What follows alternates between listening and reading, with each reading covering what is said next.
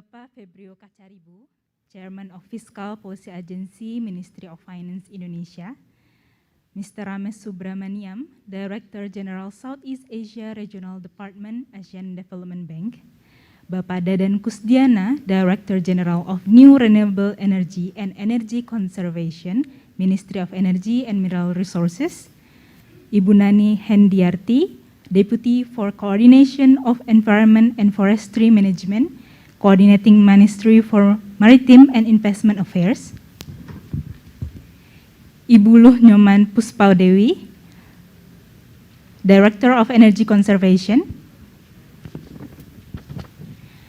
Ibu Masita Kristalin, Special Advisor to the Minister of Finance, Ibu Dian Lestari, Director of Center for Climate Change, Climate Finance and Multilateral Policy, Fiscal Policy Agency, Ministry of Finance, Mr. Jiro Tominaga, Country Director, Indonesia Resident Mission, Asian Development Bank, Mr. Toru Kubo, Director, Southeast Asia Energy Division, Asian Development Bank, and all ADB colleagues. Distinguished speakers, moderators, and participants, ladies and gentlemen. Assalamualaikum warahmatullahi wabarakatuh. Salam sejahtera, Om Swastiastu, Namo Buddhaya, Salam Kebajikan. May peace be upon us. Good morning, ladies and gentlemen. First of all, we would like to introduce ourselves. My name is Anggia. And I am Ariadne. It is our pleasure to be your master of ceremony for today's event. On behalf of the committee, Fiscal Policy Agency, Ministry of Finance Indonesia, together with the Asian Development Bank, we wish to extend our warmest welcome to you and thank you for joining us in our event today, the third focus group discussion, Energy Transition Mechanism in Indonesia. This meeting will be hosted in hybrid method, in person from Grand Hyatt Jakarta and virtually by Zoom meeting. Hopefully, all of you are in a good health despite the current pandemic situation. Ladies and gentlemen, over the following 2 days, the third FGD on Energy Transition Mechanism aims to build on the key decision agreed at the second FGD and continue to refine a clear set of goals to be accomplished by G20 and COP27. Before we begin, let me explain some information and housekeeping rules for this event. First, this event will be recorded for documentation purposes. Second, please put your audio or mic on mute when the speaker is presenting. Third, in the open session after lunch, all participants, both on-site and Zoom, are invited to raise questions in Q&A and discussion session. Fourth, this event will be conducted in English. For those who join from the Zoom platform can access simultaneous interpretation through the globe button at the bottom of the Zoom window, and those who join on-site can access it through headphones provided by our committee. Fifth, all the materials will be available at the end of this event, and last but not least, to better conduct the meeting in the future, we would like to ask you to fill out our online survey. The link will be shared at the end of this event. Ladies and gentlemen, for a brief moment, we would like to invite all of you to rise for the national anthem, Indonesia Raya. May all of us rise.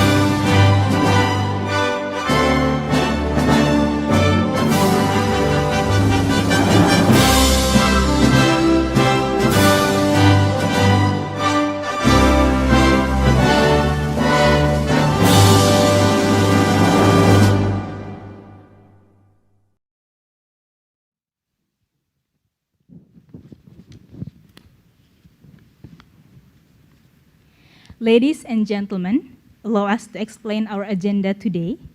We will start our FGD with the Chairman of Fiscal Policy Agency, Ministry of Finance Indonesia, and Director General Southeast Asia Regional Department, Asian Development Bank, giving their opening remarks.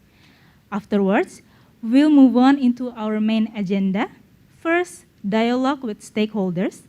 This session will be divided into two parts and closed by next steps to generate consensus and deliver the key next steps to be achieved by fourth FGD. After lunch, we will start our second agenda, technical discussion with key stakeholders conducting energy modeling in Indonesia. This session will also be closed by summary discussion and next steps. Ladies and gentlemen, now to kick off our today's session, we would like to invite Mr. Febrio Kacaribu, Head of Fiscal Policy Agency, Ministry of Finance, to deliver his opening remarks. Bapak Febrio, the floor is yours. Thank you. DG Ramesh, I think DG Ramesh joining us virtually. Colleagues from ADB, Jiro, Toru, David, friends. I see people from INA, PLN, a lot of people from Indonesia as well. Is GIAP here today? Any representative from GIAP? Tomorrow? Oh, okay. So, Assalamualaikum warahmatullahi wabarakatuh. Thank you very much for everybody joining us today and also tomorrow.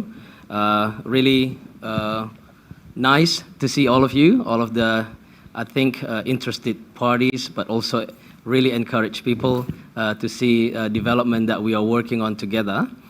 So this is very encouraging to see a lot of faces working hard together since, if we go back further, that was before Glasgow, and now we are at this point. This is really encouraging. Sincere appreciation to ADB, as always, for co-hosting this event, and we have done this FGD 2 times. This is the 3rd time, and gratitude to all distinguished speakers later will be joining us, and also discussions that will be really bringing us to concrete results that we are looking for. Ladies and gentlemen, the first FGD back in March, 3 important points. Country platform, options for early retirement of coal-fired power plant, feasibility study. That was the first FGD. The second one, discussion continued, and we had reflecting on the formulation of the supporting regulations, updated the feasibility study, and also financial support through the RBL, Climate Investment Fund, ACT, CIF ACT, RBL concept developed by ADB. This can be a financing option. Now, on this 3rd FGD, having reflected on first and second FGDs, the question is what we are heading to on today's FGD. We surely together understand that from the last 2 FGDs, several key agreements. But next, we are looking ahead to COP27. Specifically, we would like to see a clear set of goals to be accomplished by us, G20, COP27, milestones and responsibilities to deliver on these goals. Also, a pool of candidates' plans. We've been talking about this, so this is updating all of the candidates of plans. As for the next 2 days, which is today and tomorrow, we expect to build on the key decisions agreed upon at the 2nd FGD and continue to refine a clear set of goals to be accomplished by G20 and COP27 in November. Coming out of this 3rd FGD, we would like to see agree on the updated draft shortlist of IPP transactions and also PTPLN coal plants that can be retired by 2030. Decide on the preliminary roadmap and updated list of IPP and PTPLN coal plant retirements up to 2035. So this is going to be a good basis for the regulation of Ministry of Energy that we are working together to be part of the document. Also agree on an outline for the Just Energy Transition Plan in the power sector. Agree on the pipeline of new coal-fired power plants to be cancelled. Update on financial commitments of the government of Indonesia and donor community on ETM. Agree on our targets for the next and last FGD in late September. So that's good. September we will be having another one before G20 and also before COP27. I think I would like to talk a little bit more about, I think we have done that. So let me talk a little bit more about what we have done in the last at least 1 month. We need to demonstrate real project transactions by G20 Summit in November, and that all avenues are pursued in parallel. That said, since the draft list of the retired asset of PLN has been agreed upon, next step is to realize the financial commitments. We all surely have been aware of the sustainable energy transition in one of the 3 priorities of the G20 Indonesia presidency.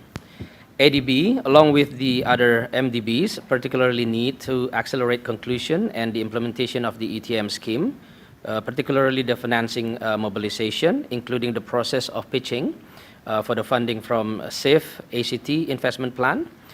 We understand that SIF ACT itself also currently conducting strategic environmental and social assessment, a participatory process that provides opportunities for the involvement of key stakeholders to express their views and identify issues related to environmental and social issues.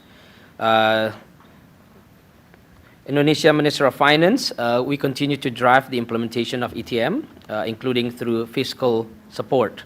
We drive the implementation of SDG Indonesia 1 by PTSMI. There are several key points deriving from letter from the Indonesia Minister of Finance to PTSMI for implementing the blended finance in SDG Indonesia 1. Firstly, it becomes a financing channel and funding projects that are closely related to the achievement of SDGs 2030, especially for the infrastructure financing. Second, used to build financing and funding synergies by inviting participation of other domestic or international institutions with similar vision and goals. Lastly, it offers blended finance to counterpart candidates, such as philanthropic entities, bilateral or multilateral institutions, donor agencies, and commercial banks shall require profile analysis of the counterpart candidates to ensure proper targeting. Now, and then Ministry of Finance decree last time appointing PTSMI as the fund manager of the ETM country platform. This is already finalized, and we already soft launched this back in Bali, 14th of July, several weeks ago. What is this Minister of Finance decree including? The first is appointment of PTSMI as the fund manager of our ETM country platform. Second, PTSMI received direction from steering committee. Third, support in funding and financing framework from state budget and other commercial funding sources. Fourth, PTSMI receives other legitimate non-commercial funding. Fifth, types of supports provided follows the needs. Number 6, PTSMI must report the implementation of the support to the Ministry of Finance every 6 months or anytime is requested. Next, Ministry of Finance provides support to the PTSMI and ensures the continuation of PTSMI as a company. The last implementation of funding and financing framework will be further arranged through Ministry of Finance regulations. Now, the Ministry of Finance regulations, we call it PMK, supporting the acceleration of the energy transition in the electricity sector. The process of this PMK development is a little bit longer than the Minister of Finance decree, but this is now being finalized. This is going to be going through a normal process of any Minister of Finance regulation. So these are all that we've been working on, and I think a lot of excitement around the room and outside the room, who people are still on the way coming here.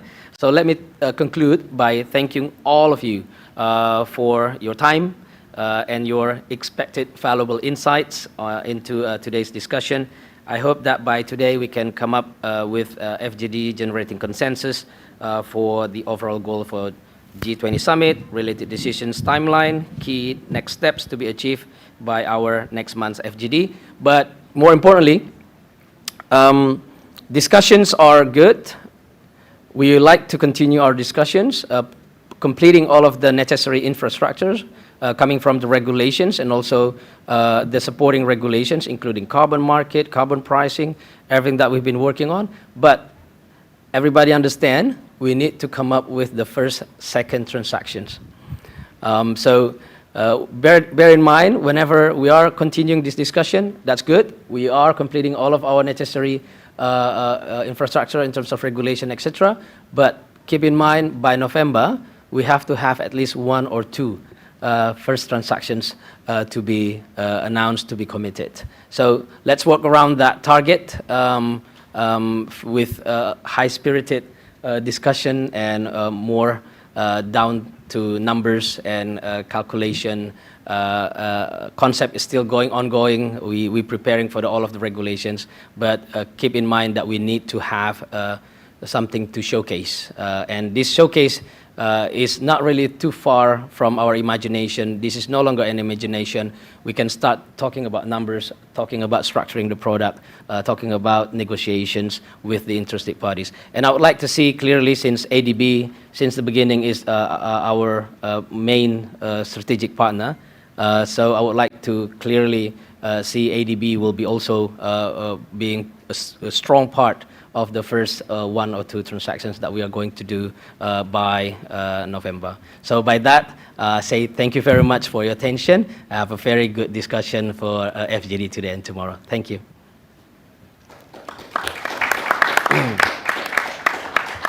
Thank you, Bapak Febrio, for your opening remarks. Ladies and gentlemen, next, we are now very much honored to have the speech delivered by the Director General Southeast Asia Regional Department, ADB. We are very pleased to invite Mr. Ramesh Subramaniam to deliver his opening remarks. Thank you so much. Very good morning to all of you. Pak Febrio and other colleagues, I'm very, very sorry I cannot join you in person, but I'm very happy at the same time, at least I can join all of you virtually. Number of officials from various parts of the government of Indonesia are present. Just to acknowledge a few, of course, Pak Febrio Kacharibu, the chair of the Fiscal Policy Agency at MOF, Ibu Mesita, Ibu Dian, and Ibu Nani from the Coordinating Ministry of Maritime Affairs and Investments, Ibu Sripeni from Ministry of Energy and Mineral Resources. We have Pak Abdi from MSOE, Pak Edwin and Pak Hat Matua from PLN. And we have Pak Pradhana Murthy from PTSMI and Pak Andri from PT INA, but that's only a subset of the names. As Pak Febrio mentioned, we will have also colleagues from a number of development partner agencies as well as GIAP and other institutions later today and tomorrow. It's my great pleasure on behalf of the ADB to warmly welcome all of you to this third focus group discussion on the ETM. Pak Febrio, as you mentioned, it's no longer an imagination. We were imagining maybe about a year and a half ago when we were looking at those of you who are familiar with the, I call it the cake diagram. You've got the brown and the green parts in the ETM explaining the coal transition. That was imagination, but I think we are now into a lot more concrete details. And as you said, Pak Febrio, it's now almost 9 months since we joined Ibu Sri Mulyani, the Minister of Finance, at COP26 in Glasgow to launch the ETM Southeast Asia Partnership. We can briefly reflect on the work that we've done, but we can also see that it's just 3 months left before we go to COP27 and the G20 Leaders Summit. These significant events provide an opportunity to demonstrate the leadership of Indonesia and the progress all of us have made working together over the last year. At the same time, Pak Febrio and other colleagues, I, on ADB's behalf, wish to express our most sincere appreciation to all of you in Indonesia for all the hard work done, as well as our partner institutions from all over the world for supporting this super important, I would say, life-changing initiative. But also at the same time, as you said, we need to recognize the urgency to agree on the key approaches between now and in the next 3 months to complete our efforts for 2022 and enable us to begin our journey of just and affordable transition over the coming years. Now, just reflecting very briefly on the recent global challenges, The global energy market has been, needless to say, disrupted by the geopolitical pressures and the greatly amplified uncertainties, impacting both fiscal side, the government budgets, as well as individual consumers across developing Asia. Now, these challenges facing the global energy sector only further underscore the need to increase domestic energy security while reducing emissions that contribute to climate change. Now, this is, as we needless to say, for this audience, it's a huge challenge, but also a huge opportunity. Many countries around the world and the Asia and Pacific are looking to take full advantage of the rapidly falling renewable energy costs and energy storage costs to improve their country's energy security while at the same time reducing greenhouse gas emissions. As Fabio highlighted, I'd like to just underscore some of the points that he made. In 2022, so far, we made what we would call as pretty impressive strides towards our common goals to support energy transition in Indonesia. As a key part of this, everyone here in this focus group, as well as in previous meetings, have actively participated throughout the year, particularly in March and June. Now, at these meetings, we came together to take stock of the ongoing efforts in Indonesia to share views and to identify key actions to move forward, particularly on what can be realistic and tangible milestones that we can achieve by the G20 Leaders Summit and COP27 in November. We also agreed, again, as Fabio, you mentioned, on a draft pool of candidate power plants for early retirement or repurposing based on the framework that we have agreed. Now, most recently, in July 2022, on the sidelines of the G20 finance ministers and central bank governors meeting, the government of Indonesia soft launched the country Indonesia's ETM country platform. The platform will serve as a framework that could provide the necessary financing to accelerate the national energy transition by mobilizing funding sources and coordinating various energy transition initiatives. Now, to continue the positive momentum, we are today back at the table to continue to refine our common goals to be accomplished in the next 3 months. We will hear key updates in the sessions after this, as well as we will be discussing potential transactions, enabling structures and roadmaps. And Fabio, as you said, we will definitely be continuously involved with you, not just in the first couple of transactions, but hopefully for a number of other transactions to come in the coming months and years.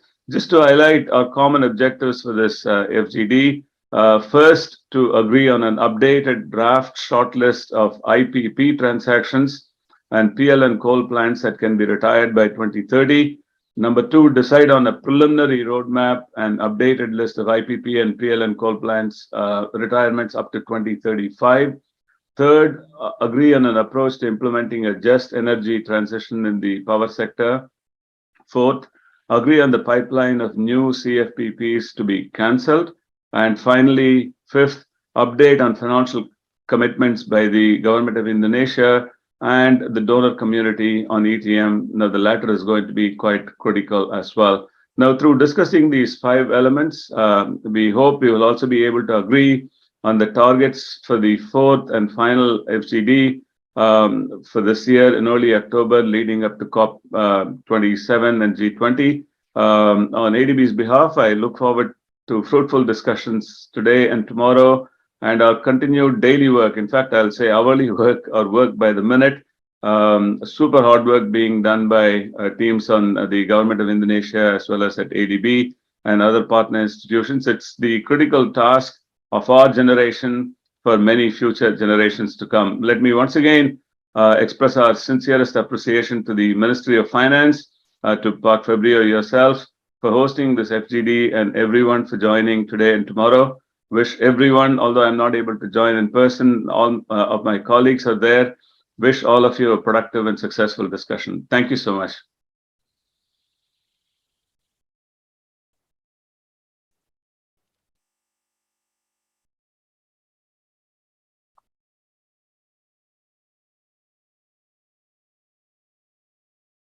seated, and I hope you to look forward, to look toward the back of the room, next the exit door, facing our photographer on the back, and our photographer will direct the photo session. That's nice. Yeah, take off your mask. I hope the photographer is ready to take a picture of all of us.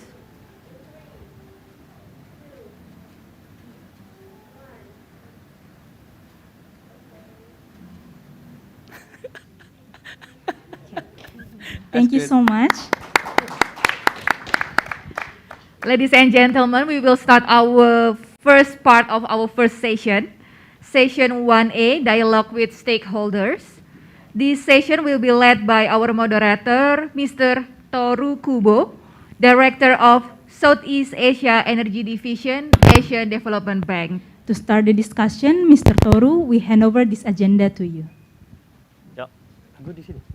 Thank you very much. Is the mic on? Is this working? Nope. Maybe I'll use Testing. Is this working? I think it works. Yeah, okay. Yeah, thank you very much. Good morning again to everyone. Selamat pagi. Terima kasih banyak all for your time. Pak Febrio, thank you so much for the powerful opening remarks. Our work is cut out. We need to deliver. We need to deliver for the short term to demonstrate people to see that this can be success and scaled up. We're also working on the long term, of course, for the just and affordable energy transition for the country. Now, this session, we will have a very specific focus, but before that, I would like to just explain the background, especially for those of you who may not have participated in FGD 1 and 2. Should I be down there? Yes, Pak. Yeah, I think we should be down there, yeah? Okay, yeah, all right. So, go ahead. Yeah. So next slide, please. Okay, so we heard from Pak Febrio and our Director General Ramesh on video. So FGD 1 and FGD 2 summary. So we had the Kemenko, Marvis, CMMI, and then the Energy, Mining Resources Ministry, MEMR, and then BUMN, the Ministry of SOE, PTPLM, PTSMI, PT-INA, World Bank, join the first FGDs, and then of course co-chaired by Pak Febrio, Ibu Mashita, and an ADB team. We had a task force to agree on a long list. That's a unified candidate pool, and then we had the defined set of goals for COP27 and G20. This is very important. And that includes the National Energy Transition Planning and the policies, regulations, assets and transactions, and financial and technical support. So it's very important that we're not, we are absolutely focusing on the transactions, but also on the policy framework and the people, which you will hear later today on the just transition, to make sure that we are supporting the communities that will be directly and indirectly affected. Now, on FGD3 objectives, I probably don't need to spend too much time because we heard very clearly from Pak Febrio and Ramesh. But let me just list here so you can see.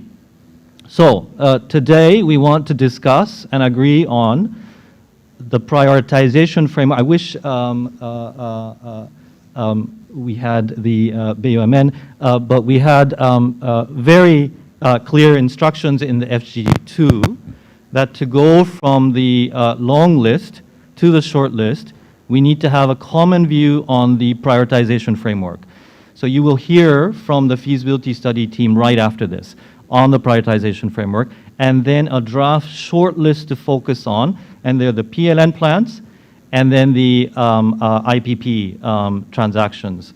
Then number 2, the preliminary roadmap, updated list of IPP, PLN coal plants beyond 2030, but by 2035, and then just transition approach in the power sector. and then the pipeline, the new build that's yet to come on stream, and then financial commitments, both from the government and also international partners, and then FGD4 in October. Next slide, please. Just to flash this, we will talk about this in the closing. This slide is from the wrap-up session of FGD2.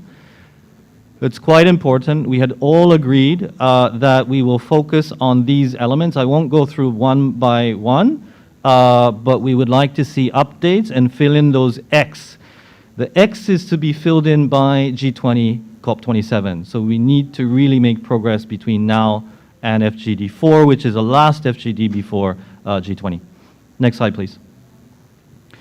So today we will cover the elements on the left-hand side, the preliminary roadmap on energy transition, just and affordable energy transition, and then a discussion about enabling policies, regulations, and then on assets that Pak Febrio really emphasized, the PLN 2030 or retirement by 2030. These are the lowest hanging fruit, immediate opportunities, and then PLN IPP on up to 2035, retirement, and then the pipeline part cancellation, and then the financial support. I just want to point you to the FGD4. There, we are going to be finalizing what the government could announce at G20, COP27, continue the discussions on policies, regulations, and then finalize on the capacity of the coal-fired power plants.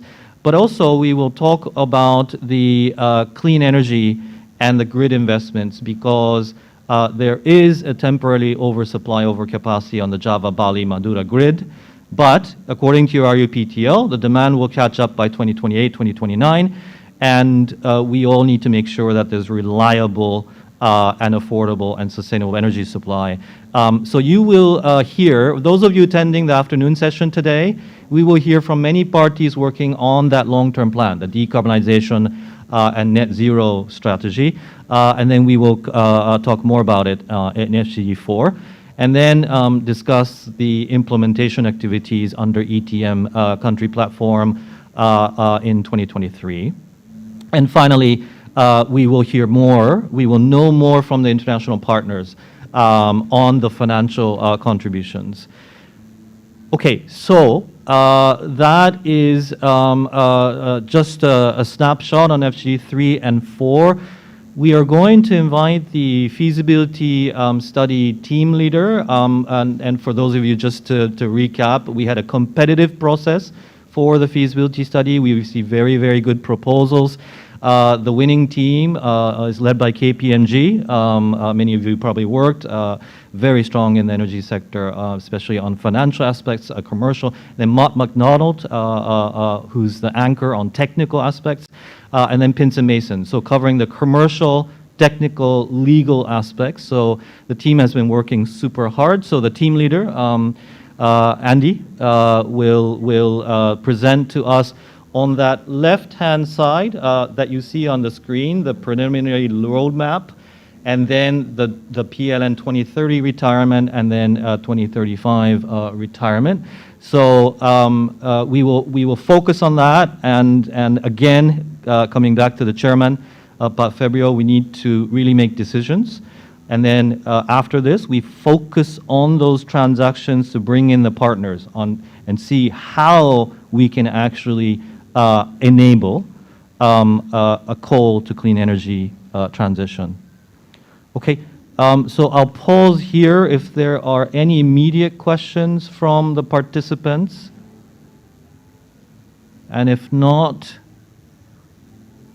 all okay? Bumashita? Good. Okay, thank you. Okay, Andy, yes, by Edwin. Can you use a micro so the people on Zoom can also hear, by Edwin?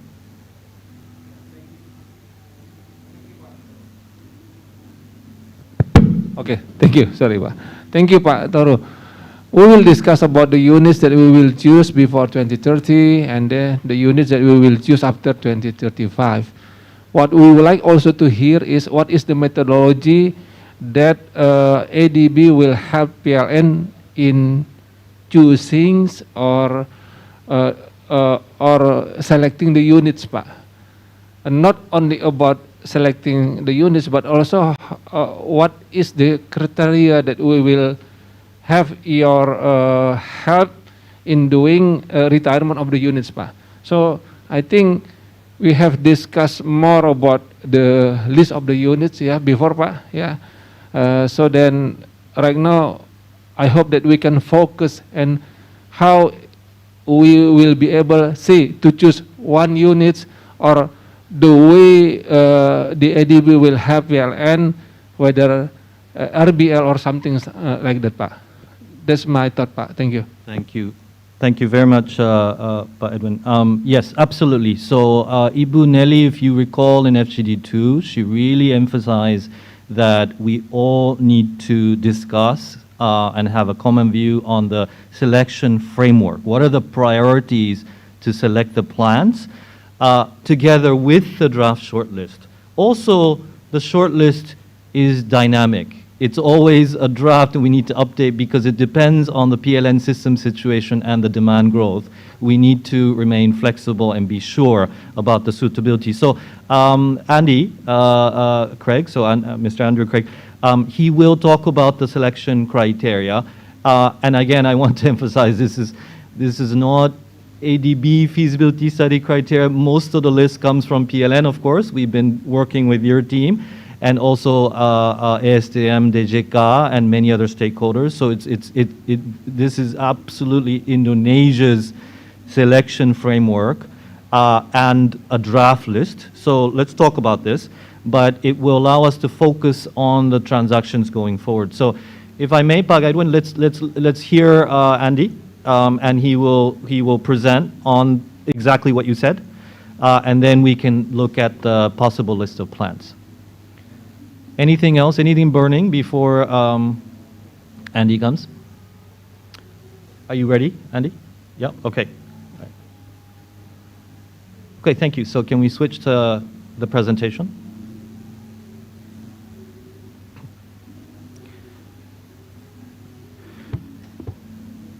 Okay, so let's switch to presentation to KPMG. Our Director General for Southeast Asia, Ramesh, talked about minute-by-minute contribution, but that's exactly Andy. He hasn't been sleeping too much, so we really, really appreciate the effort by KPMG, Mount McDonald, and Vincent Masons. Okay, the slides are ready. Over to you. You can hear me okay? Yes. Perfect, thanks. Good morning, everyone, and it's very much an honor to be here today with you all. As Toru has introduced quite well, we kind of wanted to talk a bit about the thinking that we've been doing around developing a framework for actually selecting which of those assets that we've discussed in the various unified lists that we've come up with should be prioritized, and how this can be assessed going forwards. So if you want to jump one slide. In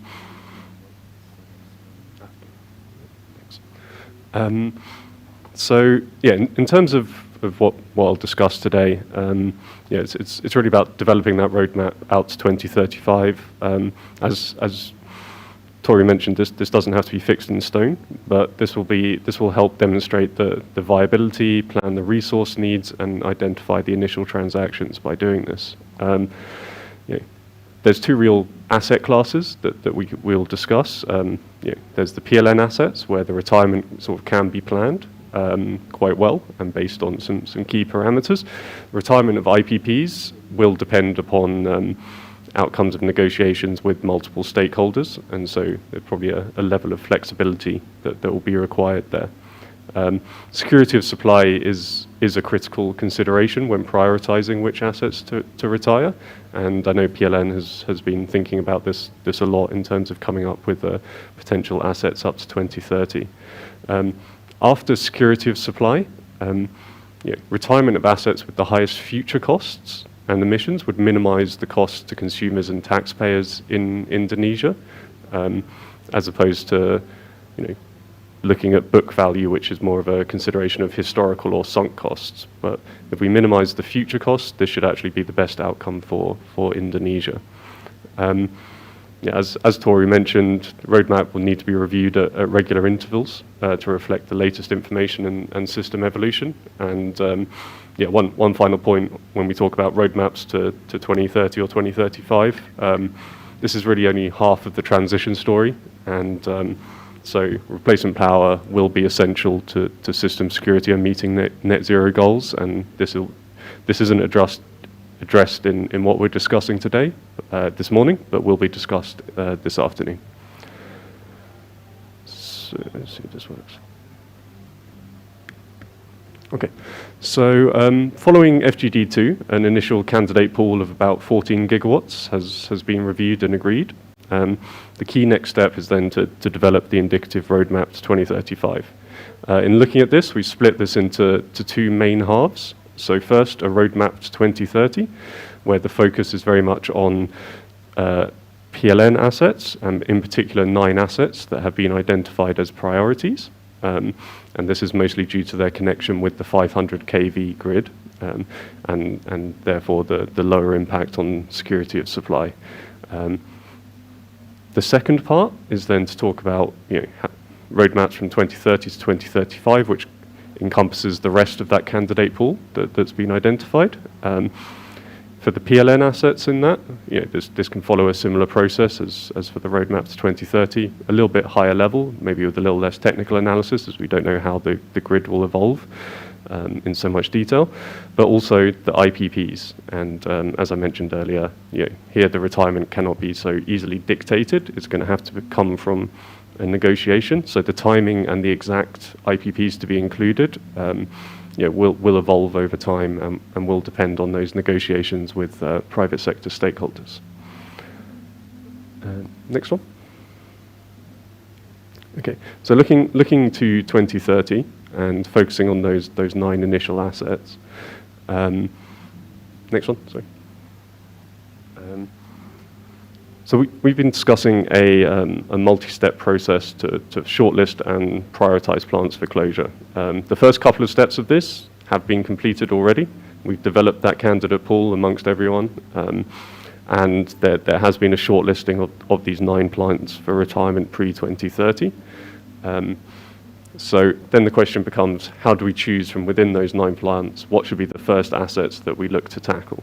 So if you want to jump to the next one. So as I highlighted a little bit earlier, suggested step is to first prioritize the plants within the shortlist based on their future economic costs and values. So this could be costs of generation, O&M costs, etc., and I'll run through that in a bit more detail in a second. As these are real future costs that are going to have to be incurred. Then for plants with similar sort of economic costs and rankings and values, we'd suggest to then prioritize plants with the lowest sort of potential financial implications and burdens. That is to say, the plants with the lower book values, and where there'll have to be an agreement in terms of how that will be addressed in PLN's financials. Once that sort of prioritization has happened, we know which plants we'd like to target first and so on. We can then think about how we want to schedule and split that out across time. The suggestion is to spread them out somewhat evenly, the retirement, so that there isn't a single large hit to the capacity in the system, which could cause issues. And once I think this initial consideration has been agreed, then the final step will be to really do the diligence on this and make sure both that there's no financial costs that are being missed in terms of retirements, and that some detailed system security analysis and grid modeling to look at the sort of collective impacts of retiring these plants to make sure that the grid impacts aren't too great. Do you want to jump to the next one? So yeah, in starting off with that third step, four key things that we would suggest to look at: cost of generation, carbon emissions, operating costs, and plant availability. in terms of cost of generation and carbon emissions, plants with lower thermal efficiency will have higher cost of generation, higher emissions. We therefore, when doing an analysis on this, looked at thermal efficiency as the key metric for both of those. So plants with low thermal efficiency should be prioritized in terms of retirement. For operating costs, at the moment we're using the age of the plant as a proxy for that, in terms that older plants are likely to have higher costs over time to keep them operating and running. And then for plant availability, plants with lower availability have lower value to the system. And so we've looked at some of the historical availability information that's been made available to us on the basis that you should potentially prioritize retirement of plants with lower availability. If we look at, in terms of what this means for the 9 assets that have been identified, I think I won't run through everything on the screen, but what we can broadly see is that Python 1, Python 9, Siralaya 1, Siralaya 2, so Python 1 and Python 9 have the lowest efficiency, and therefore likely to have the highest carbon emissions, highest generation costs, and Siralaya 1 and 2 are the 2 oldest plants, and therefore quite likely to have higher upkeep costs over time. So between those 4 plants, we're suggesting those will probably be the 4 plants to focus on first, with then potentially Siralaya 8 being the next plant to come after that.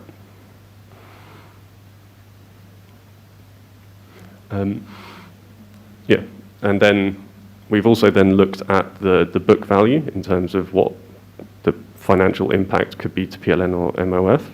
As previously said, suggest to focus on the economic sort of value first before we look at the financial and book value. But we can see from these plants that these are actually some of the plants with the lowest book values, both in terms of absolutes and per asset.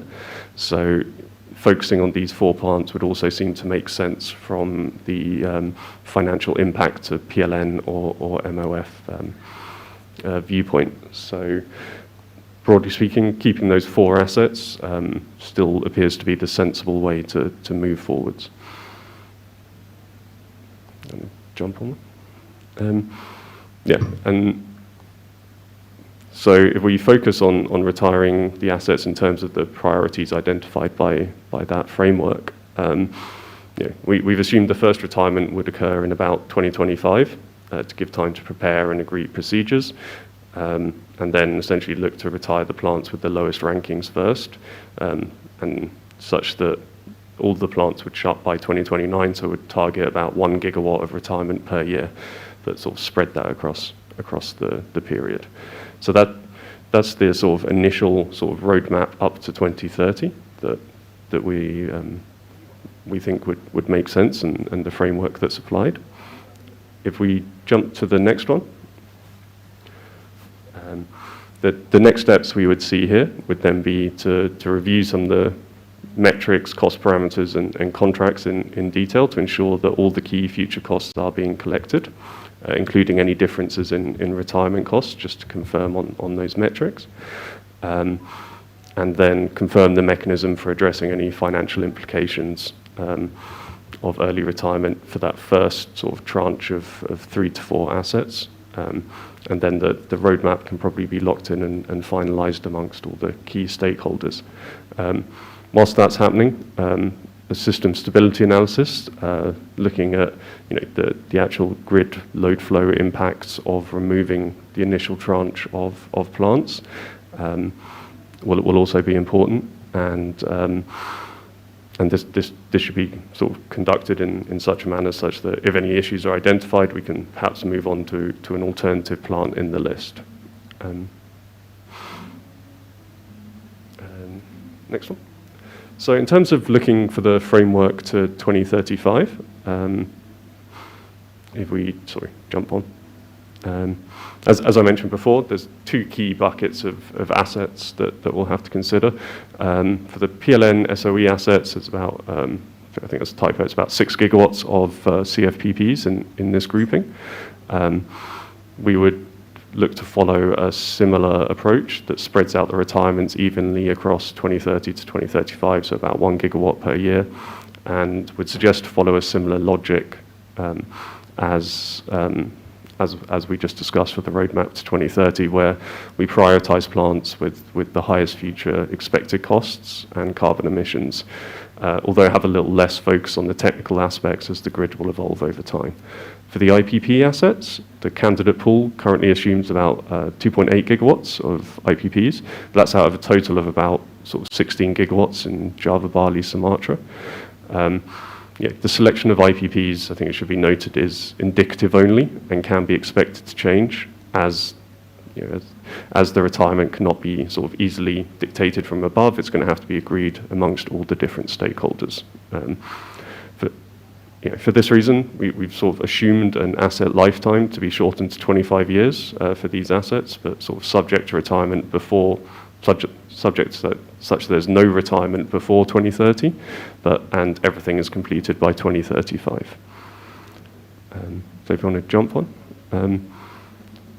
Using a similar but simplified framework for PLN assets, we've looked at the thermal efficiency of the different PLN assets and also the age, and we've essentially ranked the plants according to thermal efficiency, with age then being a tiebreaker between them in order to come up with a prioritization and ordering of those assets. Next one. So just to illuminate a little bit on that point that the retirement of IPPs cannot be easily dictated. The final plants that are selected will depend on negotiation with multiple stakeholders. So it's going to be the ETN CRF, for instance. All the investors into the CRF are going to have comfort with the various terms and conditions of investing in that asset and the impact that's achieved. The existing investors in the asset in terms of the lenders, the sponsors, and then the group of contractual counterparties as well, including PLN, but also other O&M providers, fuel providers who are all involved with that project. So bringing together an IPP deal is not necessarily too simple. And so, the selection of IPPs could change over time, and the timing will depend on the outcomes of those negotiations. If you want to jump on. Okay, so applying this methodology to the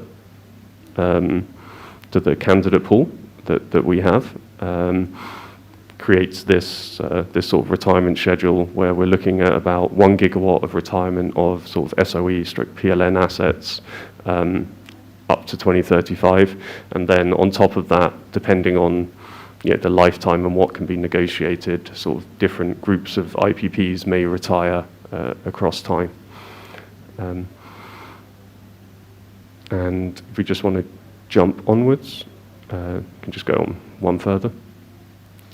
So if we combine that sort of roadmap up to 2030 with the roadmap after 2030, you can sort of see an overall increase in the amount of coal plants that have accelerated retirement, sort of with initially that tranche of PLN assets up to 2029, and then with some IPPs included in the later period, and overall reaching about 14 gigawatts by 2035.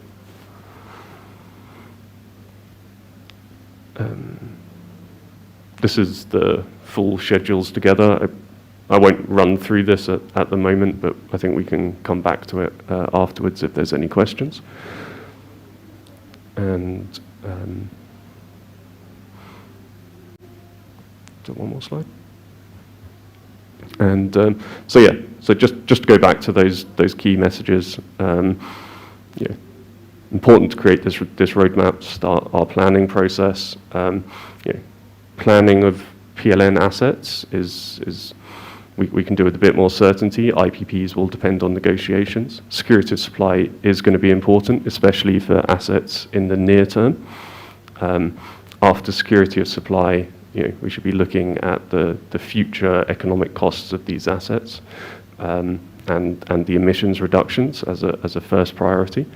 And that this roadmap will need to be reviewed at regular intervals to reflect the latest information system evolution. And of course, on top of this, the replacement capacity is going to be very, very important and should not be forgotten, but is not being forgotten, but is going to be discussed in more detail this afternoon.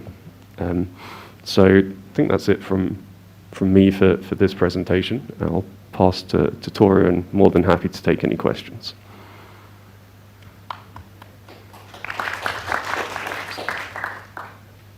Thank you very much. Thank you very much, Andy. Maybe if we can go back to slide, is it 18? Could we, do you have that one? Yeah, I can get The one before, yeah. Does this work? Yeah, this one. So this is a summary of what Andy presented. I think it's really important. You know, this really follows FGD2 because we had a really good discussion, Pak Edwin, you mentioned, and also from ESDM, DGK, about the stability, the system stability. So the focus was on those plans on the 500 kV network. And that would not cause disruption, so in the near term. So Andy explained about those. And then moving on to the 275 and the 150 kV network beyond sort of 2030, where there's enough time to identify grid bottlenecks, strengthening needs, storage needs. And you could see, and Pak Dadan, I think, you know, we discussed about this. You know, this is gradual. And allows time for the clean energy planning, and then the scale up by the time that the demand catches up. So it's not a disruptive, sudden change. It's a gradual, planned transition. Let's go around the table, if that's okay. And I'm really glad to see more participants online. I see Ibu Inten, who's joining virtually. Thank you so much. I see Ibu Cynthia Pak Tegu from PLN. Really appreciate your time. I know that you have parallel meetings, so you know, 1 year for different meetings. And others who are joining online. But maybe if I can go first to Ibu Mashita, is it okay if we ask you for any views, any feedback, guidance on what you just heard from Andy? Thank you, Pak Toru. Thank you, Andy. So for this framework and roadmap, Andy and Pak Toru, because the roadmap will be the permen from SDM, ya Bu dan Bapak. So I think this calculation needs to be coordinated very closely with the roadmap that is currently prepared by SDM. So we have one roadmap, right? I would like to know how far, or is it just from KPMG, straight from the oven from KPMG, or have you started doing stakeholder discussion on this one?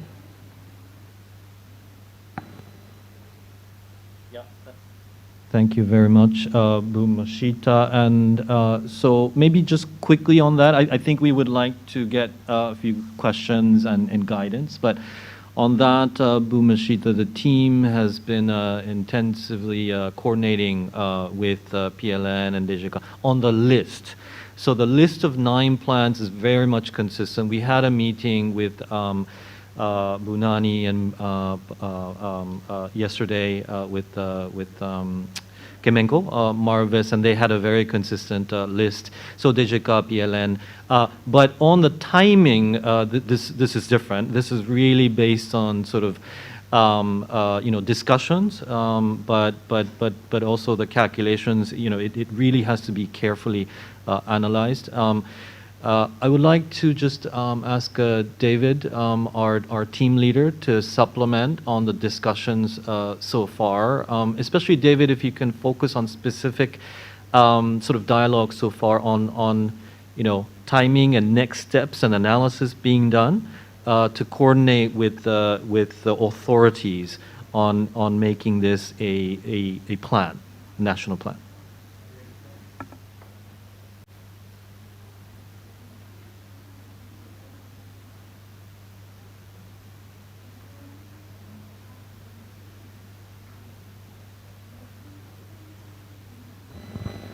Great, thank you, and thank you for that question.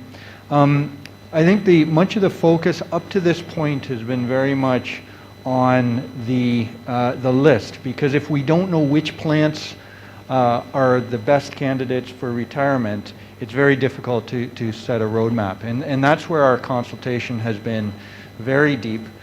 In the last, I'd say, since FGD 2, our focus has been really on what are the most near-term plants that we could focus on. So getting, as Pak Febrio said in the introduction, what are the first transactions that we can identify? And I believe that we have agreement on that. We have been given that guidance to say these are the first plants that you can look at. But then to do a roadmap, we need to also look at how do we evaluate the bigger list and propose a roadmap. And so I'd say that's new material that we're putting out today, is to say here's a methodology and here's a proposed roadmap. Now is the time to consult on the roadmap itself. Thank you, David. So, Bhumishita, again, sort of between FGD2 and FGD3, the focus is on the criteria to go from a long list to short list. Pak Edwin asked about that, and on the system and commercial, sort of the financial aspects, 500 kV network, 150 kV network. Those were all the things that Andy explained. And then the list is what has been coordinated, but on the timing of that, that's really between now and FGD 4. Anything else? Yes, Pak Edwin? Thank you, Pak Toru, Pak Andi, Pak David. Can I see what units do you choose when you decide in 2025, 1,000 megawatts to be retired? What systems? Have you evaluated about how much the book value of that units? What is the effect by retired that units in 2025? How much finance that we need to retire that units in 2025? And how about the cumulative of all of that? Should we also consider about the effect to the system? You say, yes, you say that this unit in 20 is in 500 kV, but as far as I know, with your list, it is not only in 100 kV, but most of this list is in, even all of this list, in 150 kV, not 500 kV. So how it is possible to do that, Pak? Maybe we need to more detail to see 1 year, year by year, and unit by units, also system by systems, book value by book value, Pak, to see what is the effect. And then after that, I would like to know about what is the readiness of your finance to support this retirement, Pak. What is your requirement to be able to agree to choose this unit to retire? What is your requirements actually, Pak, to say give us 300 millions US dollar or something like that, Pak, for, yeah, so we would like to know what is your requirement, because you don't mention about how much emission that you hope will be abated every year. Yeah, just the megawatts. So yes, Pak, maybe we need to more detail, Pak, to discuss about it. Thank you, Pak. Yeah, thank you, Pak Edwin. I'm going to ask Andy for a very quick clarification, because there is a difference between the list for the pre-2030 and then the post-2030. So Andy, can you just make that clarification? But the other questions, we will get into that in the afternoon with the MOD analysis and others. So maybe we can just park some of the questions. But can you first clarify this one? Yeah, sure. So we broke the list down into two parts. So this is the pre-2030 list, right? And this is the 500 kV these are all on the 500 kV network. And so, yeah, post 2030, there are plants obviously which are on the different networks, but we would hope that, you know, over time those bottlenecks can be addressed and the plants will be sensibly determined and sequenced such that those grid issues won't be such an issue. But for up to 2030, we focus very much just on the plants on the 500 kV.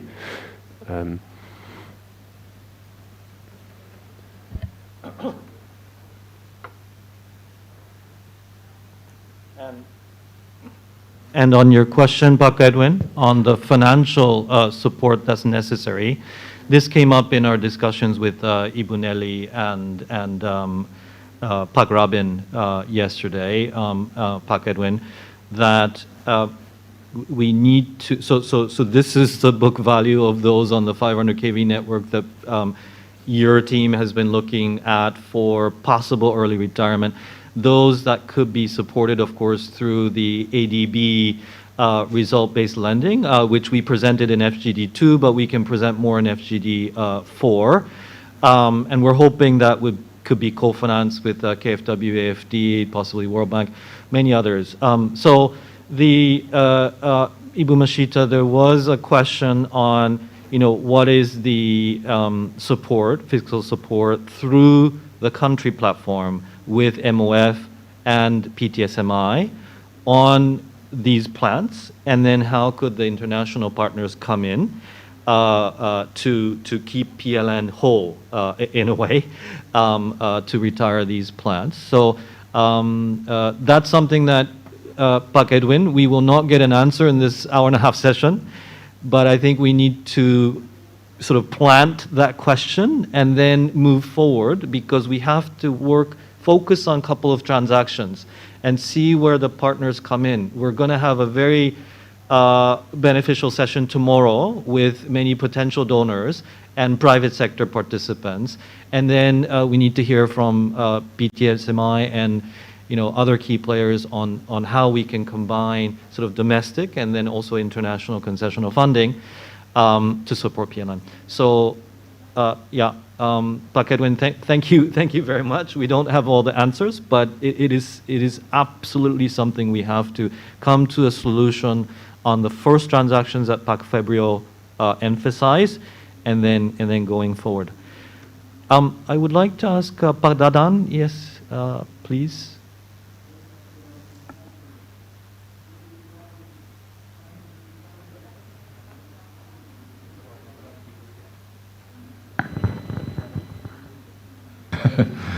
Thank you, Pak Toru. Thank you for the presentation, Pak Andi. Just like to contribute to this session. So, first, I would like to update what we are doing here in the ministry together with PLN, also with others. Thank you for the draft of the roadmap prepared by ADB. We are also here working with PLN, with Ministry of Finance, and also with others to prepare, of course, the roadmap of net zero emission, but also in very specific, also this kind of the roadmap. Yeah, we have at least bi-weekly meeting with Pak Edwin office, and it seemed to me that from the question coming from Pak Edwin, I would like to suggest a much more closer discussion between your research and also with PLN research, with our research, of course, because as Ibu Mashita mentioned at the end, all the roadmap, I mean, prepared by us, by your side, by others, then it will be one roadmap coming from Ministry of Energy and Mineral Resources as the follow-up of the President's regulation on the renewable energy, because it's there already. The mandate is to my minister, to Minister of Energy and Mineral Resources. So thank you for this draft. I would like. I don't want to comment on the very specific issue on the mechanism, on the process, because we discussed that already also before. And welcome to those ideas. I think you have some component on aspects consideration. We have also have similar issues also on that. But what I would like to say is that, I mean, because we are going to choose one or two, at least, yeah. And for that first two, for me, it will be very easy because the choice is so much, so many, I mean. What we need is just then, I mean, I don't know whether it can be discussed in the open discussion in this FGD, but we would like also to see what is your term to be offered, yeah, because that's the one that we are really interested. We don't want to have the condition as what South Africa condition. That's what I heard. I don't know whether it's true or not. Yeah, in South Africa, but it seems to me that there are some struggling also in South Africa in implementing this kind of initiative. Yeah. So for us, ada Ibu Deputi nih. For us, if we can do the transaction, I mean, because that the goal, that the output, and that the outcome of I think of this discussion, and also what for all of our initiative. Just to repeat, I believe that all are aware, but we have to bear in mind that the first, we need to reduce the greenhouse gas emissions. That's the first one. The second is, we like to help PLN and also the country, yeah, because the excess supply of the electricity. And for the other one is that by having these two, then it can open also the room for renewable energy. So there are some series of the output and also of the target we would like to have. And at the end, I think we have to touch also to the issue that how to balance between having the coal early retirement and also with having the new capacity of the clean energy, of renewable energies. So it's not only discussing on how that we have to take out coal, but also then how then we will substitute, we will put more renewable on this. In our draft of the presidency regulation, these are two separated issues. First, we do the coal phasing out and see whether the system is still necessary to be substituted with renewable energy or not. Yeah, and then if not, then just stop. But I would like also to encourage all to have something that this is one package about coal phasing out and also with the renewable energy substitution on this. So I would like to ask to ADB also to think of these two things together. Yeah, if you have a package in terms of the result-based lending, for example, so you can put also the additional capacity of renewable energy as the indicator on this. So I will not touch into the list, everything. The ministry, I think, has already the list of, I don't know, 31, something like that, with those criteria.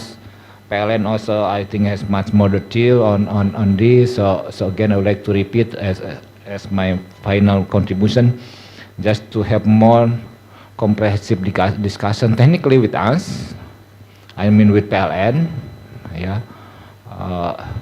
In order to have much more clear understanding, and at the end we can list, well, not too much, not too many, 1, 2, 3 that will be coming to the decision. We have heard Surah Al-Ayam mentioned by, I think, in every meeting.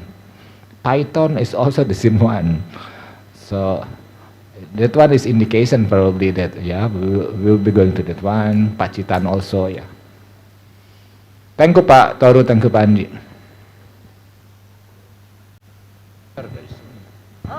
Thank you so much, Pak Dadan. That was a lot of key points. Just going through, so the coordination with ASTM and then PLN on the roadmap, that's absolutely critical.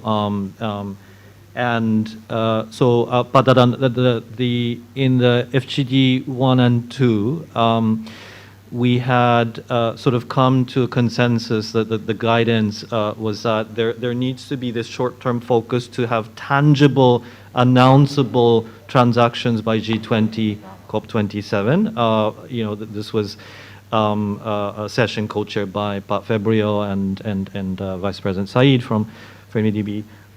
But then what's really important, and all the stakeholders, including ASTM, of course, was that we need this plan, a very good plan. Of course, we cannot make it too rigid because we don't know how demand will evolve, industry will evolve, where power is needed, but a plan that is also flexible going forward beyond G20 COP27.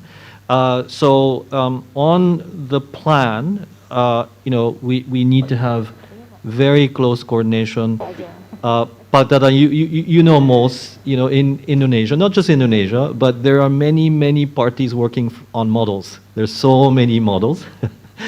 So this afternoon, we would like to hear from many parties on the different models and different assumptions for us to understand why is it different? You know, what are the common sort of assumptions, baseline objectives, and then how they're different, so that we can come together between now, FGD4. We can come back to you on FGD4 on this plan that you mentioned. The packaging is so critical. Pak Dadan, thank you for that. And we will have a very good session with the international partners tomorrow. But you mentioned about the terms to be offered, yeah? The financial terms to be offered. This came up from Pak Edwin as well, and also BUMN. It's sort of, you know, it's two sides of the coin. So the international partners can contribute cheap money if we are reducing greenhouse gas emissions, because it's climate money and carbon finance. But if it's not reducing greenhouse gases, the cheap money will not come in. So just retiring excess capacity doesn't reduce greenhouse gas emissions. It has to be how it's replaced by low carbon energy. That's the greenhouse gas reduction. Then the more cheap money will come in. So, you know, it's really a chicken and egg. I think we have to work on this package. On your specific question on ADB, RBO, yes, the result-based loan is more corporate financing to support PLN for clean energy and grid enhancements, but linked to a KPI on coal consumption reduction. So the expenditure is on clean energy scale-up and grid enhancement. But the disbursement is based on both clean energy scale-up and then coal consumption reduction. So we had a brief presentation. Daniela, our team leader, is on the line. She will be in Jakarta in 2 weeks to discuss with PLN on this one. But we can present you more between now and FGD4, and we will certainly have an update in FGD4. Thank you very much, Bu Nani. Thank you so much for coming. I don't know if I can put you on the spot because you know, we just talked about some of the shortlists, but we had a very good discussion with you earlier this week. So our team leader for the consultant team on the feasibility study presented the framework for the shortlist of the plans.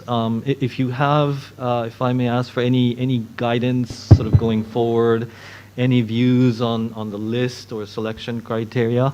I know that you have a team on the line, so we can also ask the online participants. Bu Nani?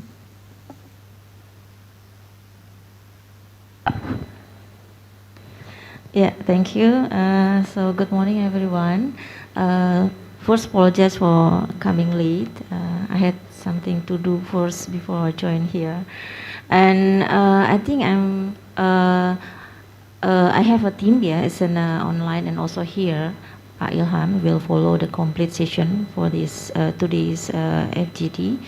From the the coordinating Ministry for Maritime Affairs and Investment, I think we would like to highlight that maybe you can see the slide, the first page and then the last page. I think it should be enough, two slides.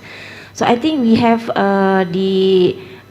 we have a good team, yeah, among the line ministries, from the Ministry of Finance, also Energy and Mineral Resources, as well as from the BUMN, yeah, and then also from PLN. Yes, I think we have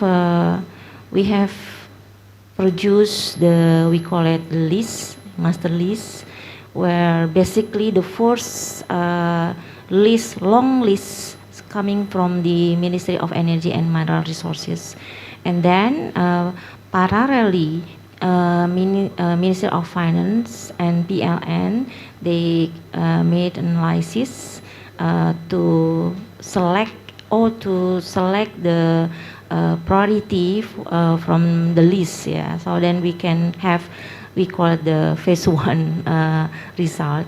And then for PLN, I think here we have a colleague from PLN, then we will explain a bit more detail about the result from the phase 2 analysis. So means like this is already deeper analysis. For then from that phase 2 analysis, we get 5 candidates for the coal-fired power plants, which is include also PLN and IPP. And from the 5, I think we have already also got one page here where we have deeper analysis on not only this is based on, actually we propose that time, I think we agree with the Ibu Maisita, Pak Febrio and other colleague that we have at least we have 3 criteria, important criteria for the what we call it, selection of the priority. Those are first, I think we propose that should be like the lowest finance that we need, yeah. But then also we can get the highest emission reductions, and also make sure the stability of the electricity itself. So then I think those are the most priority criteria. But I think beside that also we are also welcoming to have further discussions, yeah, and additional for such kind of the risks, yeah. If we, I think it's in the context risk mitigation in the context of just transition. So I think we can add later on also this few. And then I think the calculation of the emission reductions, we got the data or analysis from the Ministry of Energy, and then we combine from the analysis from the PLN and also finance from the financing mechanism as well from the Ministry of Finance. So we have one page for this, and also the I think the idea is, I think from this FGD we will propose to see that 5. I mean, if we want to go forward for the pilot project, so we propose, we select from that process, so we can see the move and then continuity. So because it's in line, yeah, and I mean from the government side, I think we have already such like a task force, yeah. So I think we can. We hope that this will be in line, yeah, and then this is a force, and then we also would like to propose, yeah, because I think we will come up later, maybe in next FGD, in the final FGD with the decision, yeah, Bu Maisita. So we would like to propose that the decisions will be decided by the high level of the governments. So I think this is our position. So we would like to to get such kind of result that we can then use this as a consideration for the decision of the high level of the government, and later will be like we call it RACOR, so coordination meeting among the ministries. And also, I think this is the first. The second, I think I already mentioned that we what is the most important criteria that I think this is very good for tomorrow also. Then we can listen from international potential partner that they are willing also to work in energy transition mechanism in Indonesia. So hopefully from tomorrow we will get more strengthened in the we can produce kind of the mapping of this collaboration or partnership. And the last, I think we would like also to see actually before the FGD4 or the final FGD, we would like to see the concrete or clear and concrete contribution of or not contribution also, but how then ADB contribute, contribute to our we call it ATM in Indonesia, So then, so this is we hope before final FGD. So I would propose to Ibu Maisita and then Pak Febrio actually. So also we need to maybe kind of the discussion after FGD3 before the final FGD about this. So because I think this is very important to see really concrete what to call it, it's a concrete map, it's concrete contribution from the, I think from the clear mapping. I think we need to make it first mapping, and then I think ADB can get then inform us, give us the government about the clear, and also it can be the clear for the first phase, because I think this will be developed in the later. We can connect with the other also partnership. So this is from us. I think we will follow the discussion, and then we I think very welcome, and then also we would like to have really concrete action from this FGD. So then we will bring this for the G20. So so I don't know when will be the final FGD forget in September Bu Maisita Very late September or early October. Oh, yeah. So okay, this is from us. Thank you. Thank you so much, Ibu Nani, and coming. We know you're super busy, and thank you for that guidance. Maybe just quickly, it was great to discuss with you and Pak Edo and Pak Ilham, earlier this week, and we were very encouraged to hear about this coordination you have been leading with PLN and of course BUMN, SDM, and MOF on the list. So it was really nice to see that the list is consistent. So we can focus on that. On the three important sort of selection criteria you mentioned, we heard from Andy. So we've brought that, and we really were careful on the criteria, especially. You mentioned the three, but on system stability, which is super important for PLN, particularly. So that framework that was discussed in FG2 also consistent. So we would very much like to, after this FGD, then focus on those transactions, because you mentioned how do international partners come in to support together with the national support. We will have that session tomorrow, but you mentioned you would like to hear how ADB can support that. We touched on that in FGD 2. This FGD, we have less on ADB's direct support, but we can summarize that tomorrow also.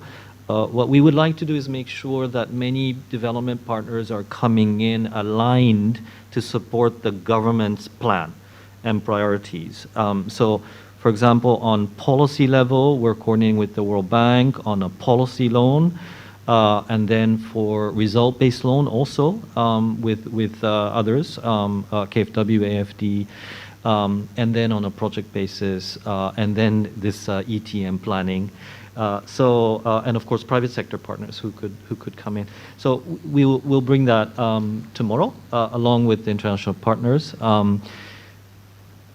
Tomorrow we may not get all the answers from the international partners, but it's important to ask because they will be invited back to the FGD4, and we need the answers. We all need the answers on what they can contribute to. Yeah, thank you again, Bunani. I don't know if Pak Ilham has any questions, maybe on the particular presentation, but your guidance really helped and is quite consistent. Tomorrow as well. Okay. Yeah. Yeah. Thank you. We have, I think, is it Pak Abdi from BUMN online? From Minister of SOE, if it's possible.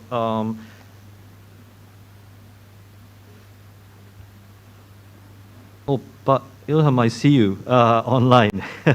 Thank you very much. From BUMN, can we ask, oh, sorry, Pak Ilham, we cannot hear you. Do you have intervention? Or no? Okay, should we go to BUMN?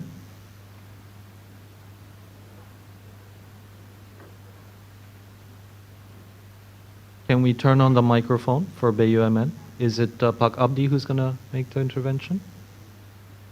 Team?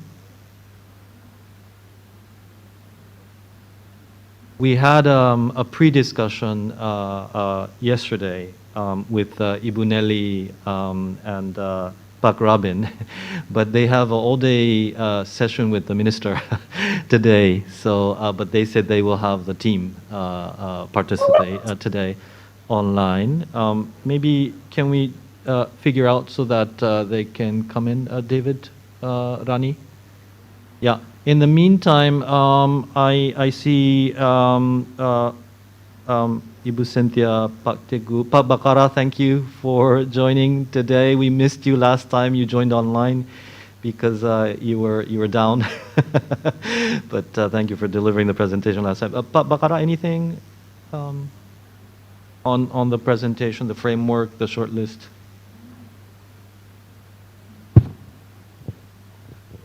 Yeah, I think, thank you, Pak Toru, for this opportunity. I think about the short list has already been presented here. The slides, I think, the list for the 9.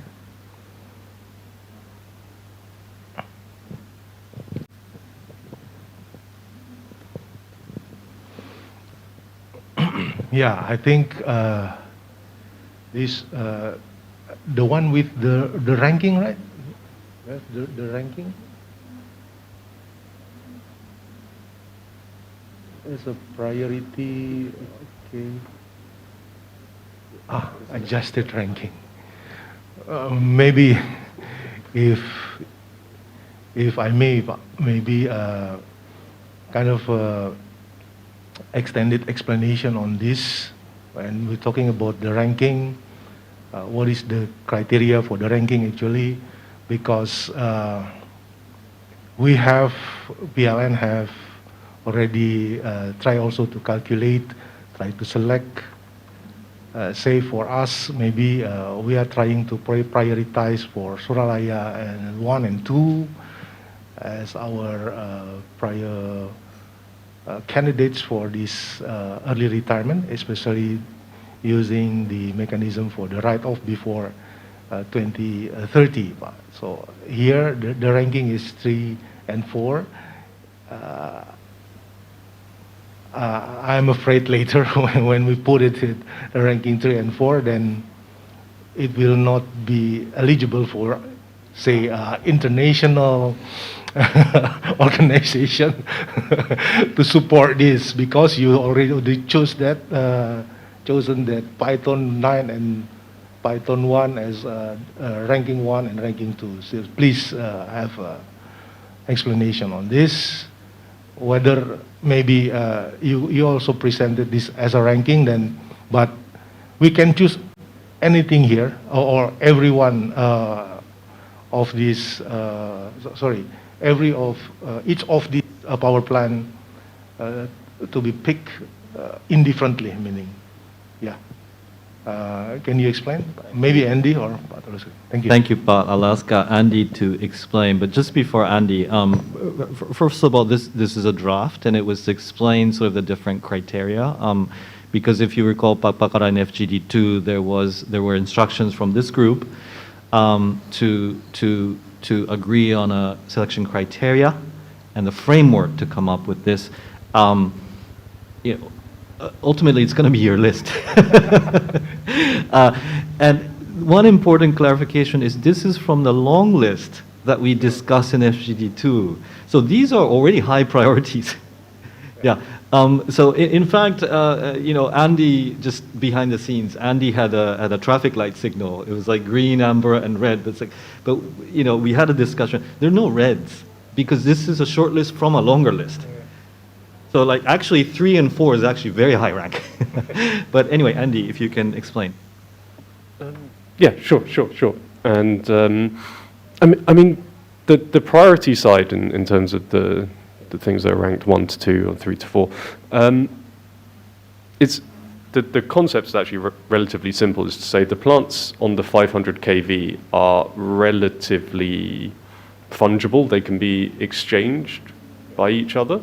Right, so if we're not looking at the historical sunk costs, so what assets should we retire first? It's the worst assets with the highest costs that we want to get rid of. Yeah, just from an economic perspective, right? Before we think about financials and everything else that has to come with it, and I appreciate that's an important consideration and can't be forgotten. But fundamentally, what assets should we target to retire first? The assets with the lowest efficiency, they're going to be the most expensive to run. They're going to create the most carbon emissions, right? And the ones which have the highest sort of O&M costs as well, or future costs for operating. So that's really the rationale, is to say, we've got this short list of assets. We're kind of okay with anything on it, right? So which do we take off first? We take off the ones that are going to cost the most to run. They're going to be the most expensive and bring the least value to the system. So I think if we looked on the previous slide, from the information we have, Python 9 and Python 1 had the lowest efficiency. So that's why they're ranked 1 and 2.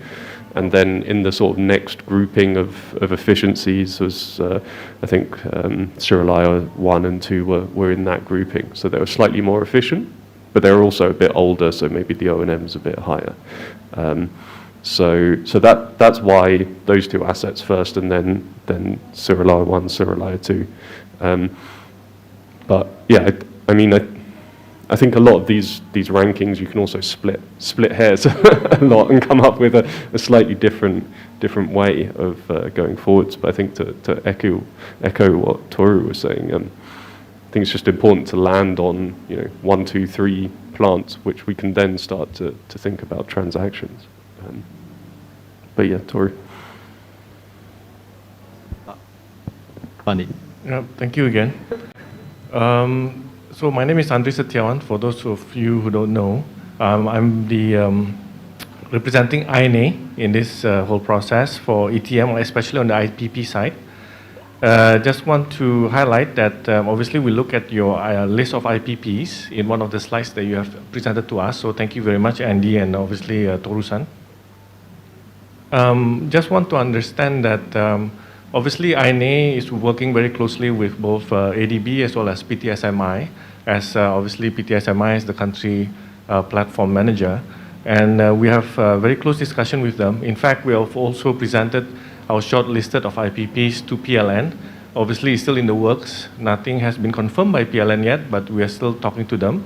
But I think it is important to note that PTSMI and INA has a different set of lists, slightly different set on the IPP side. So I hope based on your overview just now, specifically on the selected IPPs, we do understand that the list may change depending on obviously the various stakeholders that we are still in very close contact with. And I hope that you can also consider including our very small list of IPPs that we are still trying to firm up with all the different stakeholders, including PLN, PTSMI, and also your team ADB. Thank you.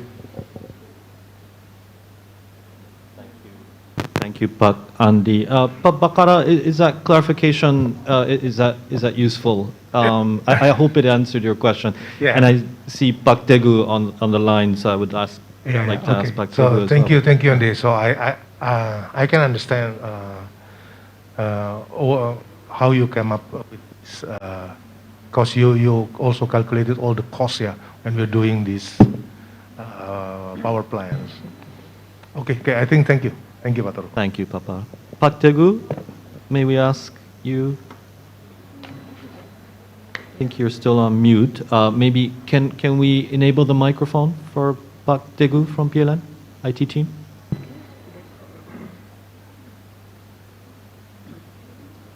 Yeah, thank you, Toru. Thank you, host already unmute me. So, the big idea from ADB is really interesting because when PLN is focusing on, retard its own power plant, then, the view from ADB is on the opposite. So, this need to be, from what I just, see the analysis from ADB is still a bit high level. So if you guys can elaborate more and make it into the more detailed calculation, then it would pretty good enough for us to have a better picture how then later on we can have, analysis both impact if PLN restart early its own power plant, and then on the other side, as we need to balance, not only push PLN, but also the support, the contribution from the private sector. So if the private sector totally work, then of course it, the possibility it also the high possibility will work as well. Yeah, for PLN, because if the private sector already accept the idea, then from the public sector like PLN, then it might has the possibility of having more likely to be also accepted. Just only one thing, from the regulator side, to to issue the list as also already already elaborated by Pak Dadan previously. So I just would like to ask Toru if there is any if the study is later on being deep dive more into the technical calculation, and then probably we can work together with PLN. I know that the list is not fixed, so we can discuss internally with PLN first, and then later on with the Myanmar. Then after that, already buy in, then we can discuss with the potential investor like INA and PTSMI.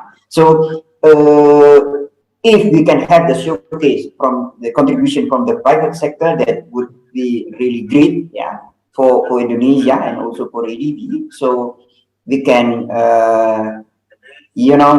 it's not only a slogan, or NATO, yeah, not only talking, but there isn't any action further. Yeah, so we just because what I see from the analysis is yes, it has the high level number, but it's still I cannot capture yet what is the benefit for the private, and then what kind of incentive, and then even for the the assessment and the analysis for which power plant need to be the first priority, for example, as also the concern from Babakara. So if we already agreed with it, because ADB has the analysis, PLN probably has its own analysis, right? From the efficiency, and then from the system stability, and then also the risk of if something happen, yeah, required deck start, whatever it is in terms of technical. So we can compare and then have some conclusion together. So PLN can propose its own power plan, and then ADB can propose as well from the private sector. This is really will be a great development for both of us. Thank you, Dr. Thank you so much, Pak Teguh. Just very quick response is yes, we will go to deep dive. And we would very much, I mean, this feasibility study supports PLN and the key stakeholders in this FGD. So we will, coordinate very closely, but follow your guidance on which plants to do the deep dive. Pak Teguh, on the IPP, yes, absolutely. So later in the slide, Andy presented about those beyond 2030. And just to be clear to this group here, both in person and online, the IPPs may, we're talking about retirement by 2035, the priority list, but that doesn't mean there's no contracting of that until 2035. It's like the contracting of or recontracting can happen next year, for example, but they will continue to run for system needs. But then can they be retired, before 2035? So that list is there, and we will be talking. Pak Teguh, we are discussing with a lot of the national key stakeholders and also international potential supporters, partners, on how to support IPP transactions. I think that was one of your very early inputs, Pak Teguh, before even FGD1. So we haven't really, we're not going to drop the ball on that side. So please don't worry. And then thank you very much for linking with, PTSMI, PT-INA. Pak Andre, sorry, we just wanted to cover PLN views first, and then thank you. Pak Teguh, is that okay? Just a quick clarification. Okay. Thank you, Pak Teguh. So, Pak Andre, thank you, for your question on that. Yes, we will certainly, I think we're having a lot of discussions, and we'll discuss with TTSMI, and then also the regulator and the PLN on what the priorities can be. David, did you want to add on the? Yes, Pak Pramana, yes, definitely, yes, we would like to hear. But on the PLN and also INA questions, David, is there anything you wanted to add? Yeah, I think for one, I want to thank Pak Andre from INA and Pak Pradana from PTSMI as we talk about the potential for IPPs. And I think that our first starting point for the feasibility study at the request of the government of Indonesia was on Java, Bali, and Sumatra grids. So from that was our starting point. The other point that I think we've discussed many times, one of the most important criteria or two criteria on IPPs. One is that it has to be not have a significant impact on the system, so that has to be a key criteria.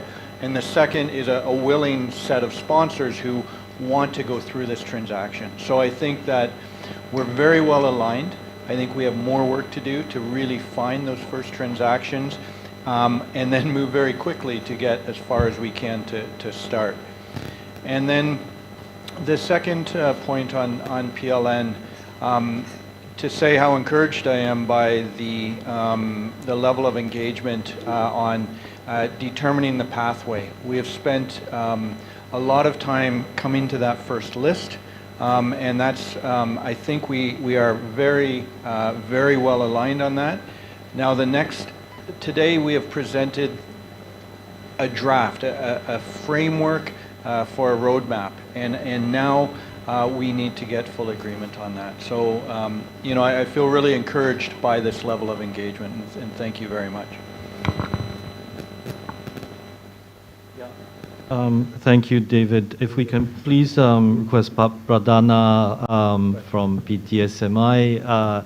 And we have one, I think I see a hand from BUMN. So if we can, yeah, Pak Pradana, being in the middle of this all, please. Yeah, just quickly, yeah, Pak Toru. What we've seen today is that the lists of pipelines are already started to be aligned. I think what I can get the impression is that there's still the priorities are a bit different, yeah, from stakeholders. We've discussed a lot with PLN, with INA, as well as with ADB. So I think there's also, like what Ina said, that potentially this pipeline that's not in the list yet, yeah. So I think it's more discussion needs to be done. I think the importance here is that we have a unified list agreed among stakeholders, and most importantly, it's going to be endorsed by our government, and that's also going to be the basis of the work that we are doing with the country platform, yeah. So that all this parallel work is not a waste. So we're already talking about pipelines and transactions, and I think this master list is going to be the formal legal basis on the is going to be used as a starting point of the transaction. So I think that's going to be important, and we're hoping in the FGD4 it's going to be finalized, yeah, and endorsed by government. Thank you. Yeah, thank you so much, Pak Pradana. And we're looking forward to hearing more from you later in this FGD on your ideas, and I think, as you mentioned, this agreed short list, and then focusing on the deals, and then sort of looking to you for coordination and direction on how the country platform will crowd in the different partners. You know, that's really the test. Can we make these deals happen? How can we make it happen? How can we scale it up? So, yeah, thank you very much for those comments. So I see BUMN is Pak Abdi. Yes, morning, Pak Toru. Oh, hi, Pak. Great to see you. Thank you for joining. Please. You can hear me loud and clear, Pak Toru? Yes, very clear. We can see you, hear you. I have several agenda this morning, so I couldn't focus only. But it's very interesting to hear the discussion this morning. But actually, Pak Toru, I'm a little bit confused because we are talking about energy transition mechanism, and we are focusing on how we could retire some of PLN's coal-fired power plant. But then you said that the funding that ADB would like to provide should be linked to RBL, result-based loan. You know, because the ultimate goal of this energy transition mechanism is actually how we could decrease the glass house gases emission, right? But the glass house gases would not be decreased if we just only retire our coal-fired power plant. I agree with you because the capacity that used to be provided by the retired CFPBs could be replaced by other CFPBs.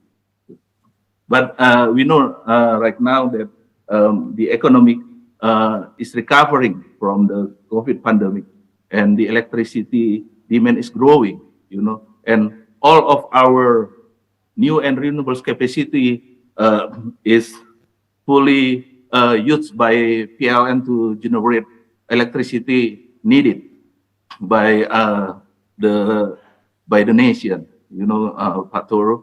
So instead of decreasing the glasshouse gases emission, because we will provide the electricity, the demand of the electricity will be provided from the CFPPs, so the glasshouse gases will remain increasing, you know. So actually, if we want to, I agree with Pak Dadan. Pak Dadan mentioned that we need to install more renewables energy capacity, you know. So, but it's not that easy, because for now, we could easily build 1 gigawatt CFPPs in maybe 2 or 3 years, but it's not the same case if we want to build new and renewable energies. It will need more effort to build the same capacity, as we all understand. But all the need is funding, you know, Pak Toro. But then when you said ADB and partners will be provided when the disbursement link indicators is met, I think it's not really fair, you know, Pak Toro, because it will be simultaneous. We need cheap funding to build more new and renewable capacity, and then we could retire our CFPPs faster. But then also we know PLN has commitment either with lenders or with IPPs, so it's not that that easy to retire the existing CFPPs. I think we should take this all for consideration. So not only retire FPPs, but then when we retire the CFPPs, it's not met the RBL, so then there will be no funding from ADB and partners. I think it's not fair. I think it's from my side from now, Pak Toru, for our discussion. Thank you. Yep. Thank you very much, Pak Abdi, for joining and for those comments. Just a very quick clarification, Pak Abdi. It was a response to Ibu Nani from Marves Kemenko on how ADB can take part and support this, but the Indonesia ETM is much bigger. You know, we're only we're one partner to help. So RBL is only one of the many mechanisms, and it's going to be phased over time. So, you know, we can discuss more about this. I think last time we discussed with Ibu Nelly on the RBL, maybe 3 programs over 10 to 15 years. You know, but again, there are many different financial interventions.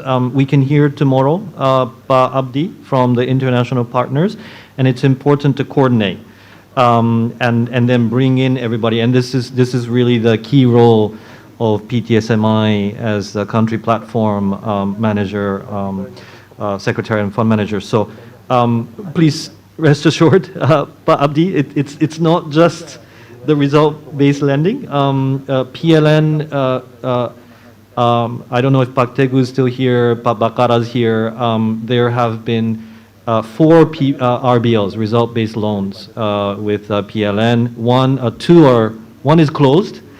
Very good results in Sumatra. One is almost closed in Sulawesi Nusa Tenggara, and one is ongoing Kalimantan, Maluku, Papua. One just started in Java. And they provide very attractive corporate financing to PLN. So the experience so far has been good, and we're thinking how this can be utilized in the context of ETM. But it's only one part of the much broader solution Pak Abdi. We will follow up with you and your office to explain more about the design of that, and also discuss many other sort of financing schemes on this energy transition for Indonesia, Pak.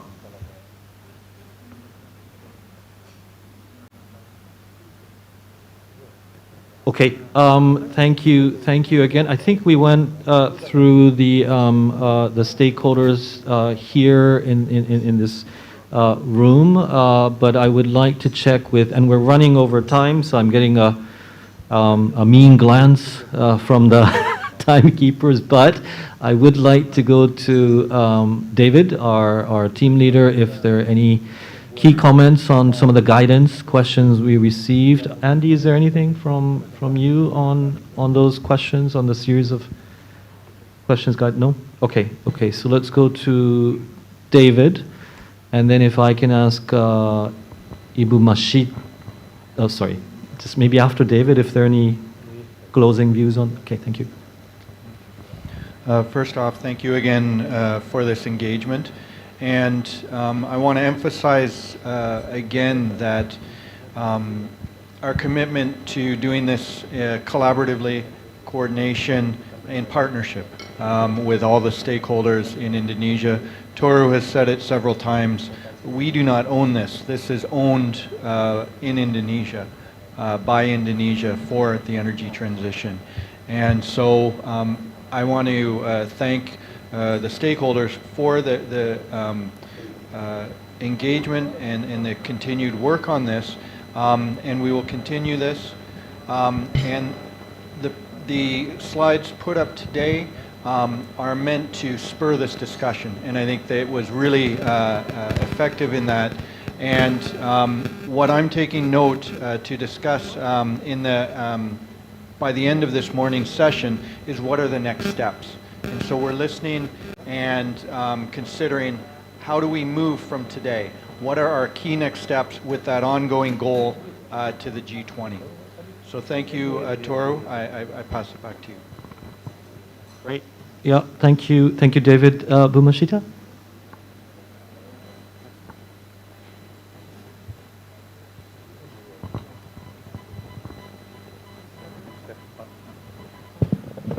Thank you, Pak Toru, David,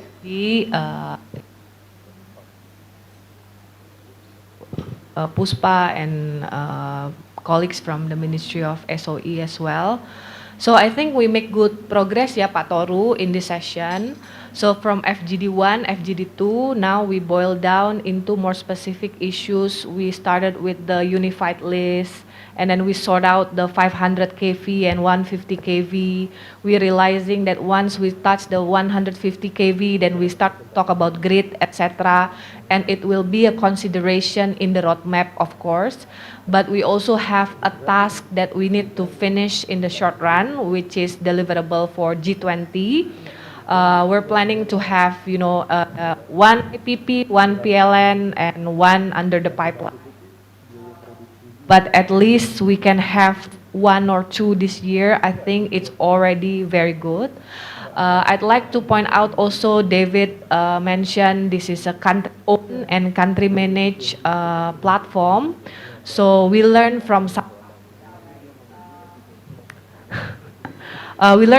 Africa, and we would like to make this more country-owned and country-managed. And as you can see, we are progressing quite well. On the 14th of July, we have launched the country platform manager. So at least now everybody knows at the corporate level and a project level where these different parties have to go to sort out the project, sort out the instrument. We're working on the PMK, detailing on the instrument. So I think this session falls really nicely into what we have been doing so far, and also various meetings that coordinated by Ibu Nani's place, by the Menko Marves. We appreciated that as well.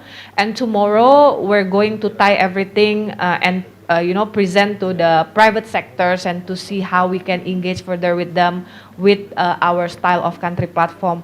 So I think this is very good, and I look forward to the next session. Thank you. Great. Thank you so much, Ibu Mashita.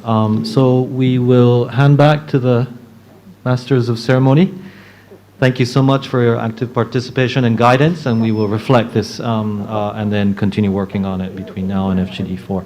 So back to you. Thank you. Thank you, Pak Toru, Pak Andi, and all of the participants who were actively raising questions and giving statement and explanation. This is absolutely made this session very productive and fruitful. Distinguished speakers, moderators, participants, ladies and gentlemen, we will continue our session with the second part of our dialogue with stakeholders. While the dialogue proceeds, please enjoy the snack, coffee, or tea that has been served. For this session, acting as moderator is Ms. Archie Trandi Priambodo, Senior Energy Specialist, Southeast Asia Energy Division, Asian Development Bank. With pleasure, I am hand over the floor to Ms. Chitra. Are we? Okay. So, I'm sorry, we will have some break after this, at least for 10 minutes. Please reconvene again in this meeting room in 10 minutes, okay, yeah.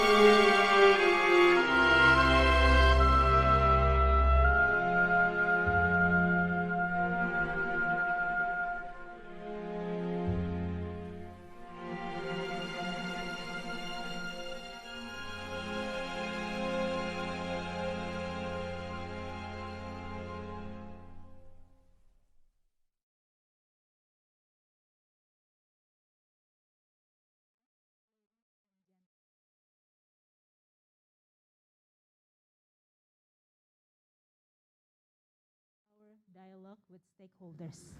First, our apologize. There is a slight change in our agenda. For this session, acting as moderator is Mr. David L. Zinga, Senior Energy Specialist, Southeast Asia Energy Division, Asian Development Bank. With pleasure, I hand over the floor to Mr. David. The floor is yours. Great, thank you. Great, thank you everyone, and welcome back after the coffee break. I want to again say thank you to everybody for the first session this morning. The dialogue and engagement was really exciting and interesting, and I think really shows the importance that is placed on this ETM in Indonesia. So thank you to everyone, and we really look forward to continuing this effort together. For this session, we have two topics, and the first topic is on just energy transition in the power sector. And I'll call upon my colleague Kate Hughes to talk about the first work that we're doing on this. And I'll just say one small thing that I may get correct, or I may get it wrong. Kate, you can correct me. But the just energy, the just transition aspects is, I think, a fairly new concept. And in that respect, it's something that a lot of people will assume certain aspects are associated with it, or other things aren't included, or will focus on only one part. And you know, preparing for this week, I've really enjoyed working with the Just Transition team, and increased my learning. What is just transition, and how can we create a plan to have that as a core part of ETM? So with that, Kate, I turn it over to you. Thanks, David, and good morning, everyone. So I'm just going to talk you through some of the work that we're currently doing, looking at just transition in the ETM, and also what's left to do to come up with a concrete approach. I think on a high level, we know and expect environmental and health benefits associated with energy transition. But there's also an opportunity there to create greener sectors of the economy and green jobs. But unless well managed, there can be multiple socioeconomic impacts on individuals and communities associated with the closure of coal-fired power stations and the coal supply chain. So just transition is about understanding and managing those impacts, and also looking for opportunities to promote those new opportunities and new jobs. So just quickly in the presentation, I'll just give a little overview of the ongoing support to Indonesia, some of the work we're doing on just transition in the ETM, and then specifically the socioeconomic impact assessment that we're undertaking at the moment. I think the key messages to highlight from the presentation is that just transition is an integral part of the ETM. So it's not something to be added on at the end. It needs to be a defined and core part of the way that the mechanism is designed and rolled out.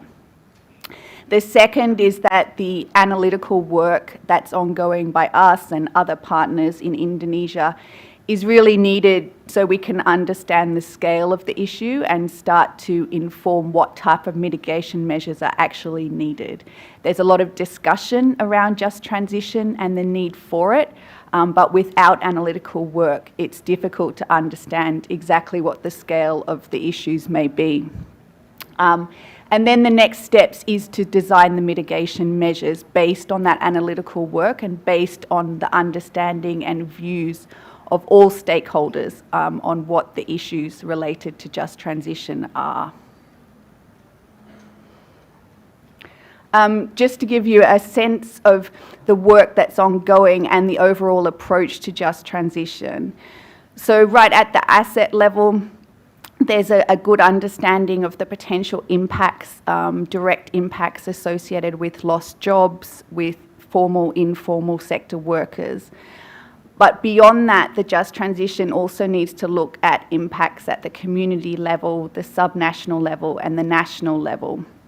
And there's a range of work ongoing by ADB, by our colleagues at the World Bank, as also other partners, looking at some of this analysis and assessment that needs to be done, as well as starting to identify potential projects and opportunities that can be brought into the energy transition discussions to support some of the just transition aspects.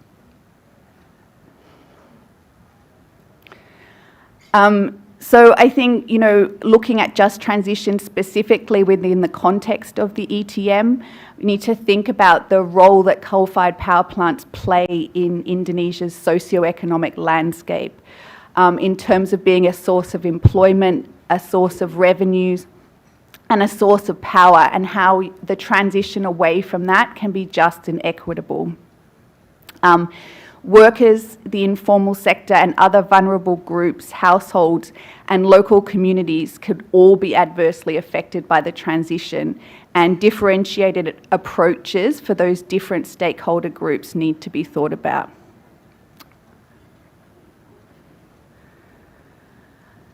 So at the asset level, as part of ADB's work, we're looking specifically at just transition and how that complements the safeguards process and other project level ADB processes.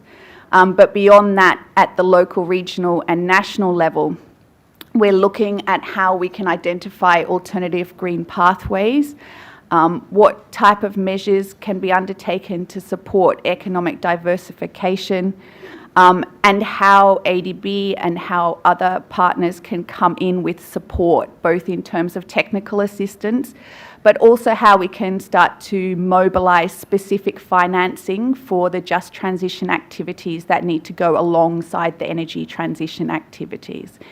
And which different types of stakeholders would be brought into those conversations, considering that some of those activities are social activities, education activities, and maybe a different set of stakeholders to those involved directly in the energy transition activities.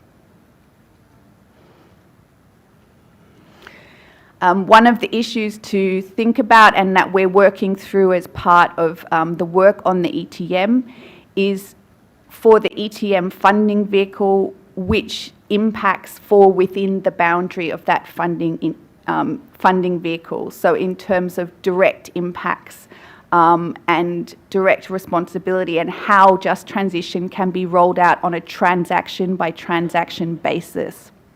And at the plant level, what specific type of analysis needs to be done for individual plants. But then beyond that, we're also working with other development partners and in ADB to look at the technical assistance and the broader support that's needed for just transition. And ADB is also looking at putting together a specific support platform and financing vehicle for that. The initial work that we're doing at the moment is a high-level socioeconomic impact. As I said, without some assessment and understanding of the scale, then it's difficult to start to design the mitigation measures that need to be included in the ETM. So this first work, it's a high-level quantification and modelling of the key potential negative socioeconomic impacts that we anticipate may occur from the early retirement of the CFPPs. So as part of the study, we're looking at the same shortlist of plants that Andy presented earlier as the plants that are being considered for early retirement, but specifically looking at the socioeconomic impacts. So this includes direct impacts at the CFPP level, as well as indirect impacts that could occur through the value chain of the CFPPs, and induced impacts in the local economy because of these direct and indirect impacts. And in the next slide, I'll explain a little bit more on each of those impacts.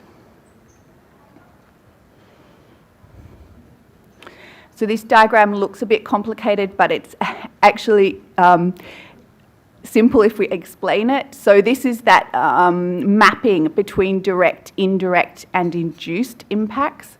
And it's showing the stakeholder and value chain to allow us to visualize what impacts may occur from the closure of a coal-fired power plant. So direct impacts at the CFPP level, you can see on the right-hand side in the red box.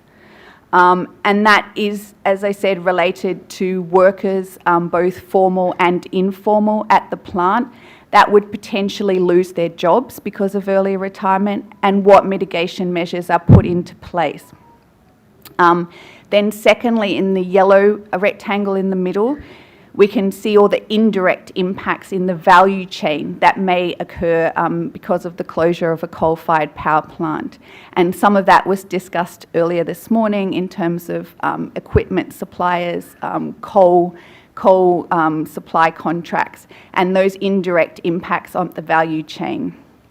And then the third category in the green boxes are the induced impacts that could be generated. So that includes on local businesses, on regional revenues, as a result of decrease in number of employees, as well as potential impacts on government revenues caused by a decrease in taxes.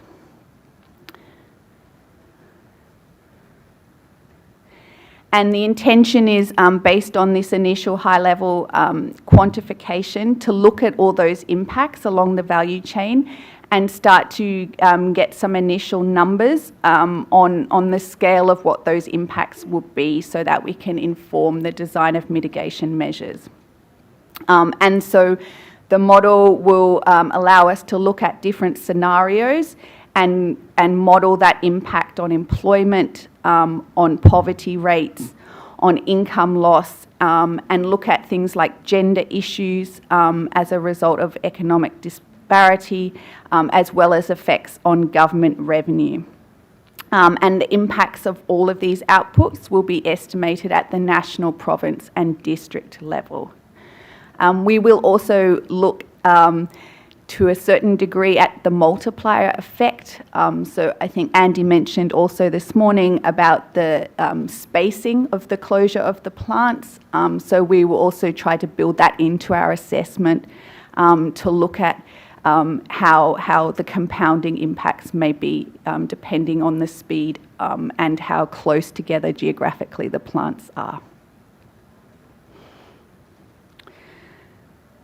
And so I think just to wrap up, after the results of that study, which is ongoing, and we're hoping to present the preliminary results of that at FGD 4, which I think is planned for October.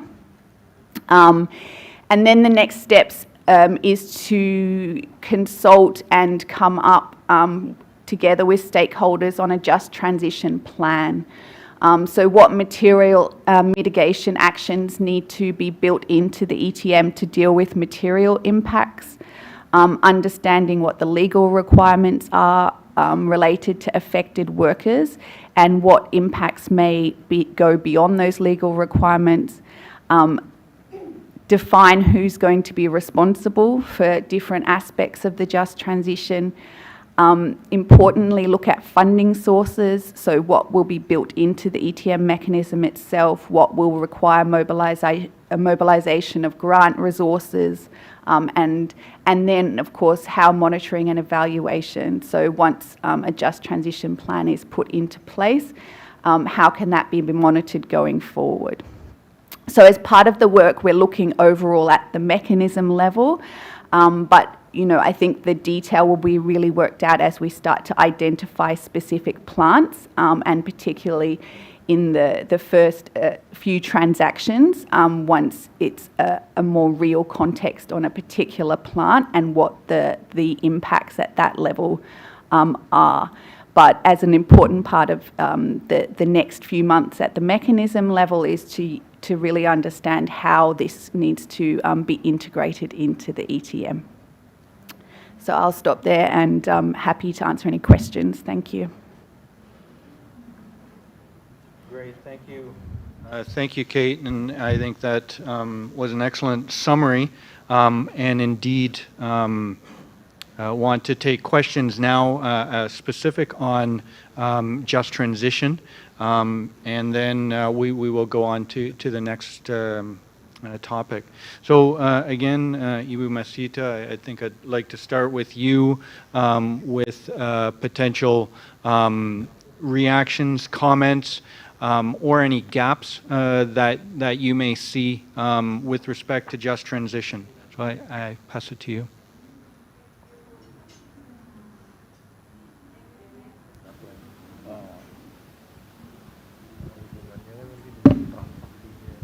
Thank you, David, and thank you, Kate, for the presentation. Look forward for the next report in 2 months, in 2 months' time. So I think this topic is a bit longer term than our target this year, but it's not less important. In fact, it is the most important thing, because as you make a policy change or a big change such as phasing out a coal power plant, these things will come up in the form of the social issues and also social impact. I think the complicated graph that you mentioned is not complicated, Kate, because the real issues is more complicated than that. So it's already a streamlined version of the real world. I think it's good how you lay out everything in there, the direct, the indirect impact, etc. But I think we need to think about, for example, this year we are going to do 2 projects. For example, you can work on the general just transition, big picture research, but don't forget to go into that specific plans that we are going to announce in November. See the impact to the workers and what type of new placement that we could think of that is good for the overall climate story. For example, maybe move them to a renewable energy parts industry, or a different kind of industry that's supporting climate, or totally different industry altogether. But let's have like we're working on the ETM kit, we're working top down in the macro picture, the energy reform, and also the platform. But the most important thing is that we also work on the bottom-up approach, where we talk project by projects and real projects, real number. So for the social impact, I would like to see the same framework.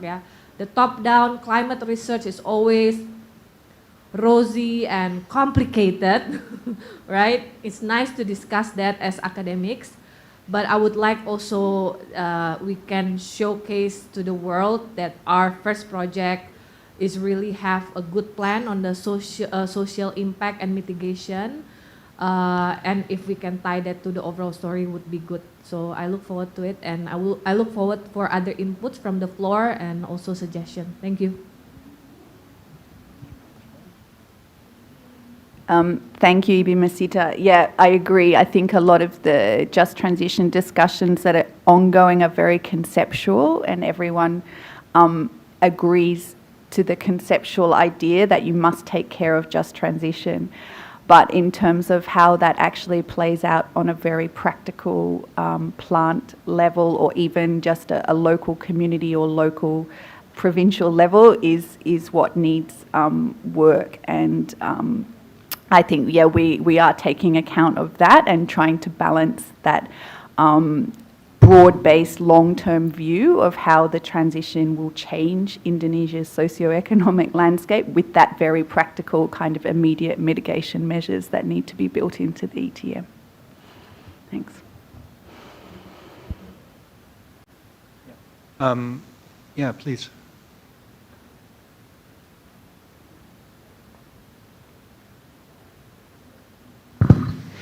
Thank you. Rangina here, Social Safeguard Specialist working with Southeast Asia Energy Division.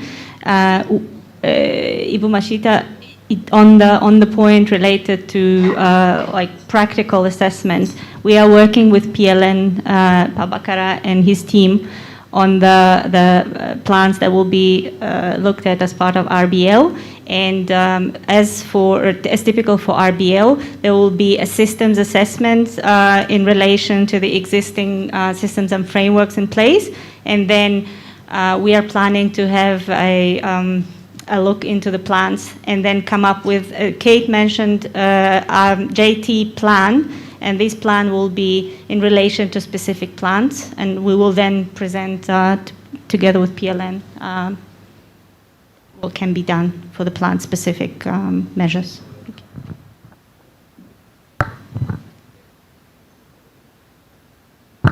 Maybe just to tie on to that, we're also processing a policy-based loan next year, the Affordable and Sustainable Energy Transition Program. That will also include support actions to the just transition, just for the benefit of the room. Thank you, Rangina, and thank you, Florian. Thank you, Ibu. I didn't catch your name. Rangina. Okay. So it's good that you already started the plan-based, but don't forget that we're talking about plan, but we can utilize all the policy instruments outside of energy sector into that plan. For example, my minister mentioned we have Kartu Prakerja. I don't know how to translate that in English.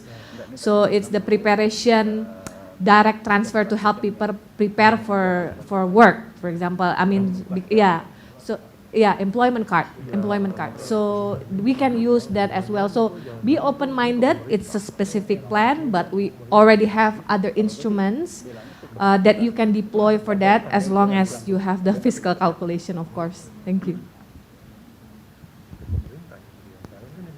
And I think Ibu Masita, that also goes to the point that I raised about a different set of stakeholders coming into the conversation on the transition as well, that you have different ministries and different government departments and a whole different set of stakeholders that are involved in those issues of social protection, of retrenchment, reskilling, and then longer term education, alternative livelihoods. And so it's important at this stage of the ETM to bring in the non-energy stakeholders as well, to help to support that process.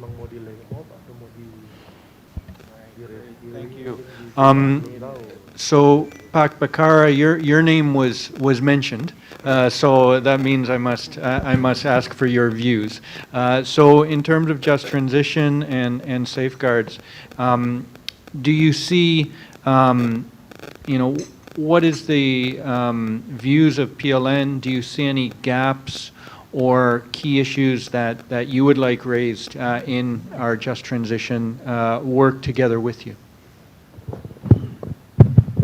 Yes, thank you, David, and also Kate. I think it's already been well presented by Kate. I think the direct and also the indirect will be influenced by this transition, or maybe the early retirement later on.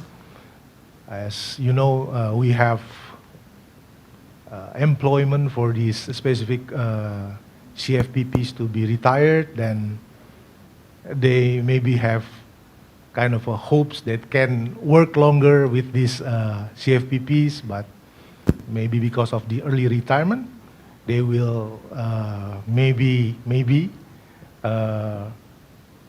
also maybe kind of early retired also, yeah, as well. And or maybe PLN will need kind of a reskilling cost, maybe, if we want to say again use this employee to other kind of power plants will be built, replacing maybe for some early retired CFPPs. Yeah, they're already planned. And for the indirect, maybe some province maybe that also produce the coal will be impacted, right?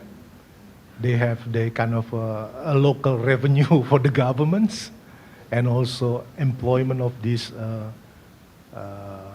mining and many supply chains of this industry maybe will be involved, yeah, and also influenced by these decisions. I think the calculations, the assessment will be or should be done in detail, Pak David and also Ms. Kate, for this. Since we haven't decided yet which power plant to be retired, yeah, in this transition program. We haven't done it in detail. I think that is my comment. Thank you very much.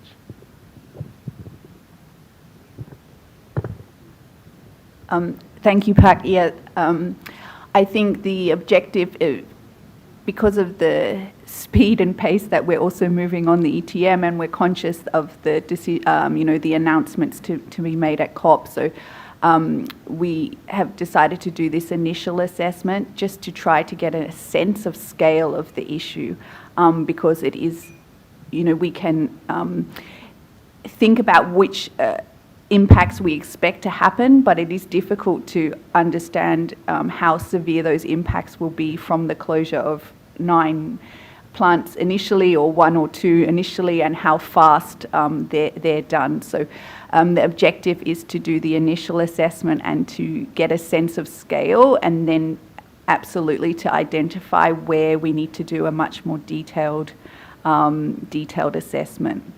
And I think one of the key things also that will come out is to understand the timing of necessary mitigation actions. So some of that work that needs to be done to potentially mitigate impacts will actually need to be done earlier than the retirement itself. So even though there will be some time until the plant shuts down, some of those interventions on reskilling and potential retrenchments and movements of the workforce, as well as local community, that may need to start early so that there's sufficient time for that enabling environment to be strong when the closure actually happens. And thank you, Kate. I am going to ask online to hear from colleagues from CMMI and MSOE. But before I do that, so I just wanted to give a warning for those online. I'm going to ask Pak Andri from INA, and I'm just curious to hear your views or questions with respect to just transition, with respect to IPPs. Well, thanks, David. Thanks, Kate, for the introduction as well. Yeah, based on my previous experiences, I think obviously we have to agree on a baseline, right? So we usually actually try to be asset specific locations. We'll do the baseline. We'll obviously list down the number of employees, what is their wages, and so on and so forth. The communities, right, that is obviously directly or indirectly impacted in that area. And thankfully for the private IPP side, we have a longer runway, so it's probably easier for us to obviously conduct the baseline study and obviously find ways to retrain them, retool them so that they can actually get employment and also maintain or improve their livelihood through new projects and so on and so forth in that specific area. So I guess this is something that we have to do. And it's not just on early retirement projects, but some or most of the projects that I've done in the past also require all of this stuff. Thank you. Thank you. Absolutely. And I think as part of that process, some of the work that also needs to be done is what will be directly within your responsibility, and then where there may need to be broader support on a community or a regional level that perhaps development partners like ADB or others can come in with different forms of financing, and what role grant financing needs to play to strengthen the kind of broader beyond that direct boundary of responsibility.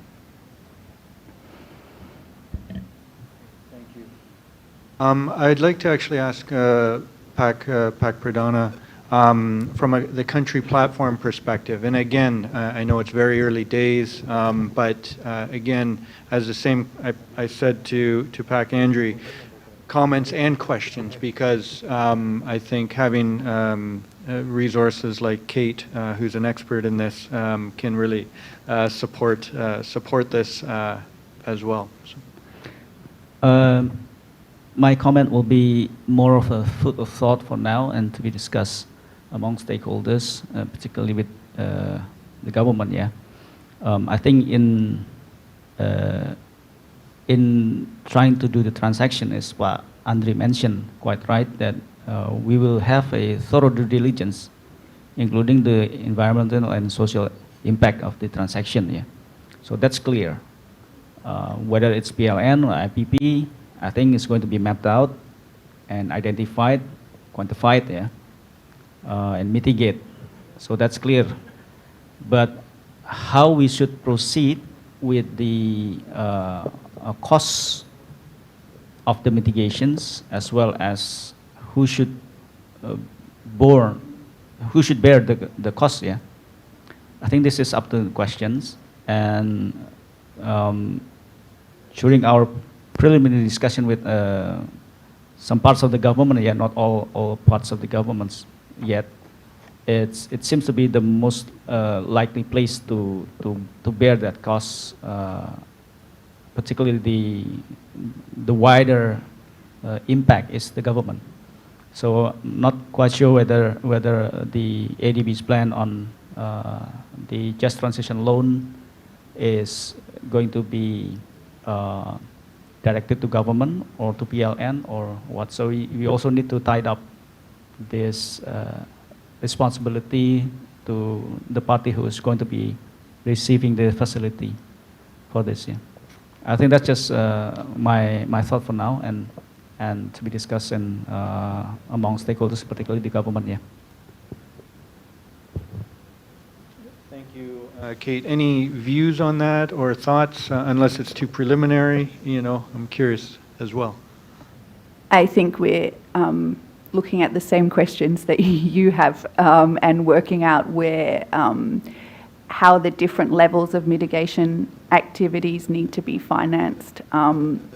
The direct ones are more easy. Then there's obviously Indonesia's regulations and then responsibility of plant owners beyond that. But the broader impacts that might be a little bit more difficult to assess at first, and how they will be financed is the key question that we're working through. So we are looking specifically at as well at forms of financing and what type of support facility ADB could potentially put together for that, but it is early stages as well. And I guess in a way, you know, this is another place where Indonesia is really showing leadership on this topic, and that's really exciting, along with really challenging. So thanks for those comments. I want to, of course, open to both the virtual floor and anyone else in the room for comments and questions. And just while we wait a second, Kate, could you maybe describe just a little bit of the broader context in terms of ADB's work? You know, you're leading this work on behalf of ADB, but just to place that broader context as well. Sure. So we're actually in the process of developing ADB's operational approach to just transition. So, you know, for ADB as well, this is a new issue, and that idea of how we move from the concept of just transition to practical instruments to support it is where we're doing a lot of work. We're not only looking at the energy sector, we're actually looking at cross-sector, particularly looking at countries' NDCs and seeing which sectors will experience transitions and how these socio-economic issues will potentially play out as part of the transition in all sectors. The MDB's jointly committed to some principles on just transition at COP last year, but now the focus is really on how we move that practically forward. We're currently processing a technical assistance platform that will have specific resources to help in terms of some of this assessment that needs to be done, so socioeconomic impact assessments, economic diversification assessments, and the work that needs to be done to be able to inform the design of mitigation measures.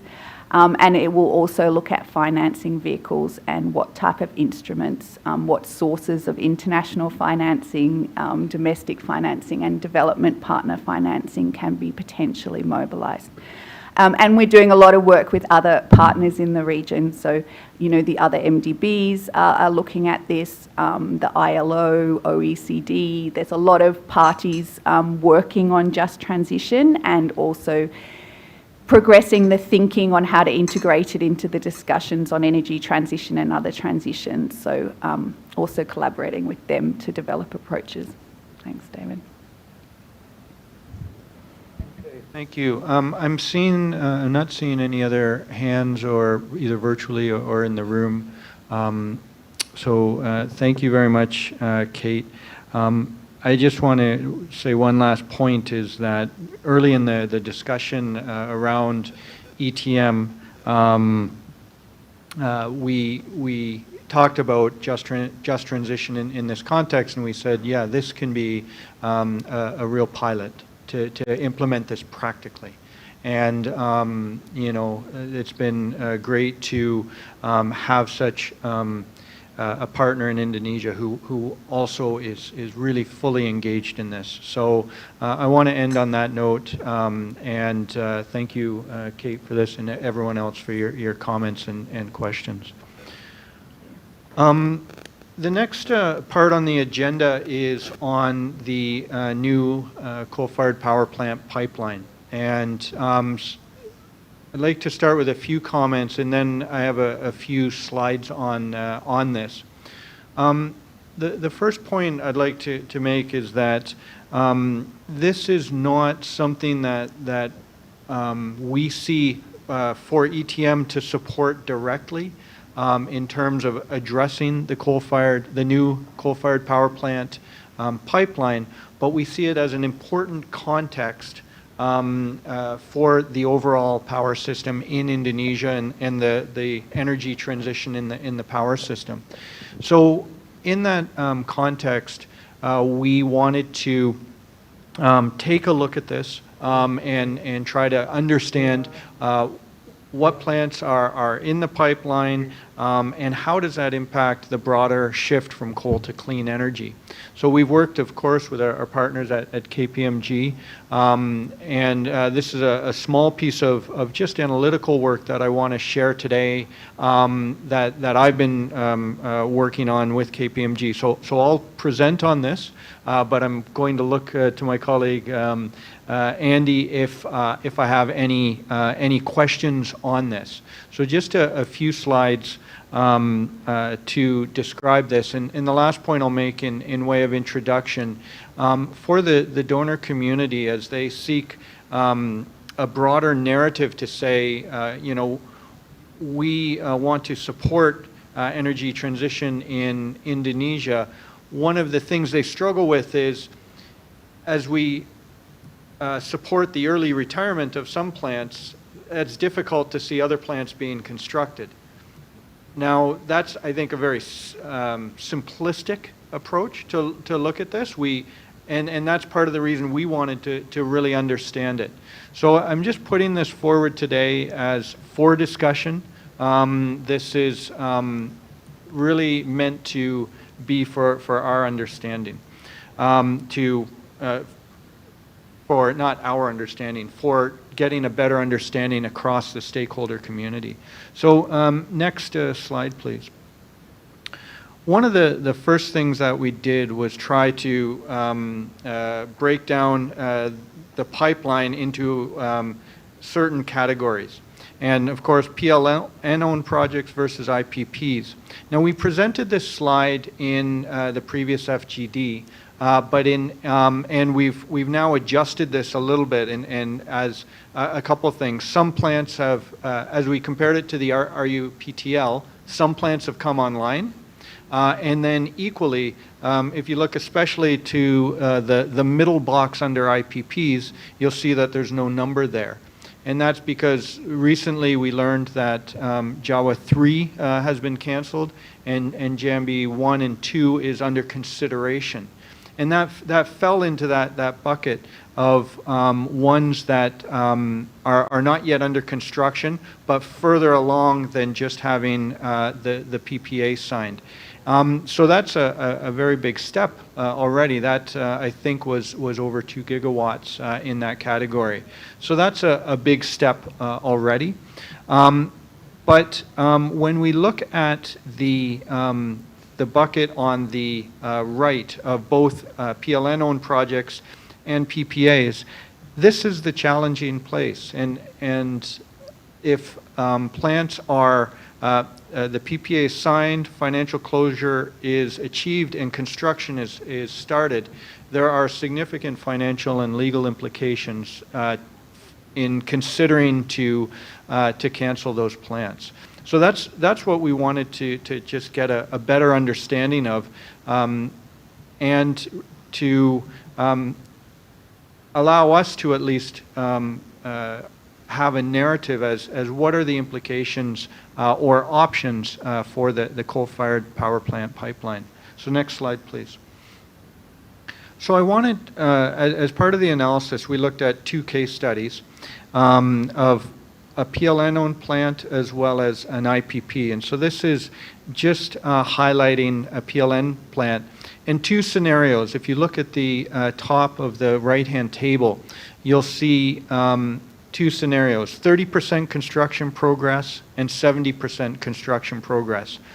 And that's a key aspect in terms of once construction is started, the earlier it is in construction, it might be easier to cancel. The further you go along the construction process, it's basically a plant, an existing plant. You can't call it a pipeline because significant money is invested, as well as there are significant contractual obligations made. And so, therefore, it's difficult to unwind those. So if we look at this example, and both of the case studies are a 600 megawatt plant, and we looked at the CapEx aspects of it, the O&M, what would happen at each stage of construction, so the drawdown as to when equity is used or when debt is used, as well as a basic debt to equity structure that would be typical for a plant.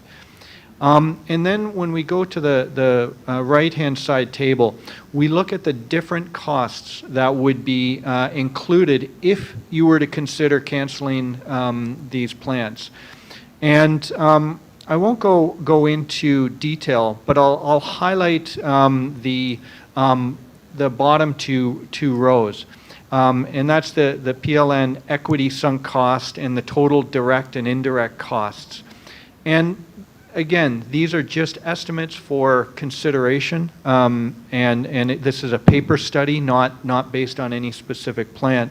But to highlight that, of course, the further you go in terms of the construction progress, it becomes much more expensive to consider canceling that plant. And in this case, the 30%, 252 to 300, just over 300 million, if you're 30% done the construction, and over 550 if you're 70%. And if you compare that to the total CapEx of 780 million, you're over 70% of the cost when you're at that 70% stage. The next slide, please. The PPA, the IPP numbers are very similar. So same plant on the left-hand side, and just a couple other considerations. It becomes effectively very much cash related on the IPP side because there wouldn't be necessarily equity participation by PLN. But the numbers are actually very close with respect to at the 30% stage versus the 70% stage. So again, trying to understand what are the actual costs, and if a plant-by-plant evaluation would be done, we can use this as a starting point to do such an evaluation. Next slide, please. And this is actually my last slide. Please forgive the details. But what we wanted to do in this here was to say, I want to focus your attention to the right side of this table, which is the cost of carbon abated. And in that context, since, as Toru mentioned in the morning session, the goals of the low-cost finance are to reduce carbon emissions. So we took a look at just a subset of the pipeline. It represents about 5 gigawatts, and we looked at both different technologies, so subcritical, supercritical, and ultra supercritical, and then looked at the progress of construction, and then modeled the termination costs, the carbon abatement, so that's if this was to operate for its life under a given capacity, and then said, what is the cost if you just canceled that plant? And some of the conclusions here, I think, are quite obvious, but at the same time, it was insightful to me to actually put them down in front of me. Is that, of course, the further you get in progress towards construction, the higher the cost to cancel, and therefore the higher abatement cost. So that's the first. If you look at that top yellow row, if construction has not gone very far, there may be some costs, but on a cost per ton basis, it's actually quite inexpensive, especially under 40%. When you're under 40% construction, it's below $2 a ton. Now, as soon as you start to get into the plus 40% and into the blue shaded bars, you're between 60 and 90% construction. The costs range from over $2.50 a ton to about $3.50 a ton. And that's still quite low on just simply a cost per ton basis, but it's you see that jump as you get further along. And then the last point I want to highlight is that once you get into over 90%, effectively the plant it's constructed. It could be considered an existing plant. And so in that respect, you're well over $3 a ton, and depending on the plant, almost $5 a ton. Now, these numbers that, just again for narrative and for curiosity, we can compare this against the cost to retire existing plants. And then that can be a comparison. But the things that aren't considered in this, of course, is the replacement power, as well as seeing Indonesia as a reliable contractor, because this is a big change, especially on an IPP. They've taken the time to invest both financial resources, but also time and opportunity cost resources in Indonesia. So canceling a project, I think, the financial can be calculated, but the opportunity cost is something that might be more difficult to value. So I want to end there with this presentation. This is, as I said, is simply meant to say this is an important topic, especially to the donor community. This is important for the overall context in the shift from coal to clean energy. And in that respect, we did this analysis as a way to share some understanding. I very much welcome comment, critique on this, because this is just paper analysis. It's not on a not done on a specific plant. It's a model that's applied to all the plants. So indeed, it's just an estimate at this stage, but it does indicate some interesting findings that are helpful, I think, to understand the coal to clean energy transition. So with that, I'd like to open to any questions or comments.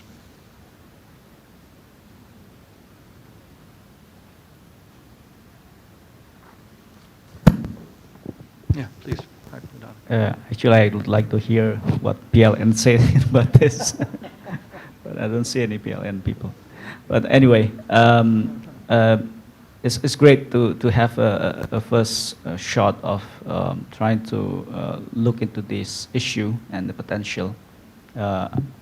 We noticed that this is also a big issue when talking about this with international donors. Yeah, I think this will also relate strongly with how the government will put down in policy paper about what they will do about these pipelines.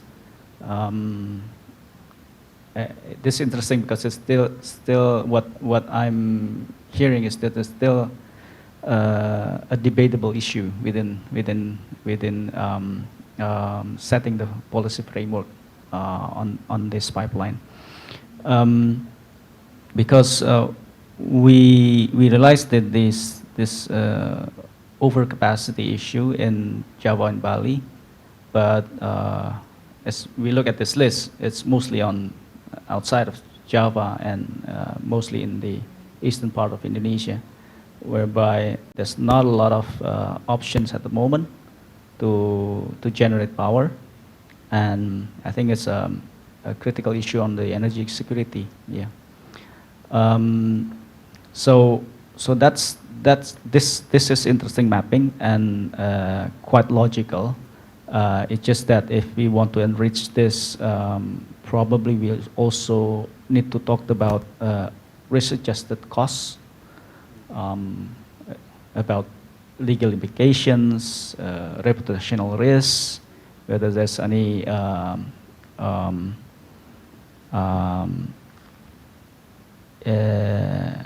implicit government contingents tied in that. Yeah. So I think there's a lot of risk-adjusted cost that is not yet quantified and probably a bit difficult to quantify, but that could be avenues to enrich this analysis. But I think is the policy paper, which what I know is going to be put down in the renewable energy presidential regulation. Yeah. That will drive a lot of this discussion. Yeah. So I think that's I'll stop there. But love to hear about this issue from PLN. Thank you.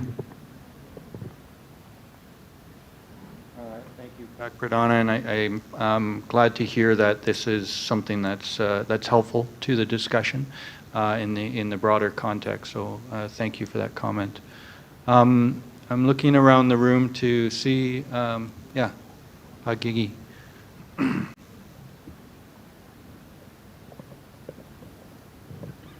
Thank you, David, and thank you, Kate, for interesting presentation. And this is just a study, a theoretical study, or as you said, it's paper-based study, but maybe also interesting to explore the potential or another hypothetical scenario whereby of those, especially for IPP or maybe also including PLN power plant that will be cancelled at the initial stage of the construction in particular, in line with the Pak Dadan mentioned earlier, whether it possible to tie it up with the development of renewables. So instead of just cancelling out project, maybe the project sponsor or the SP already secured.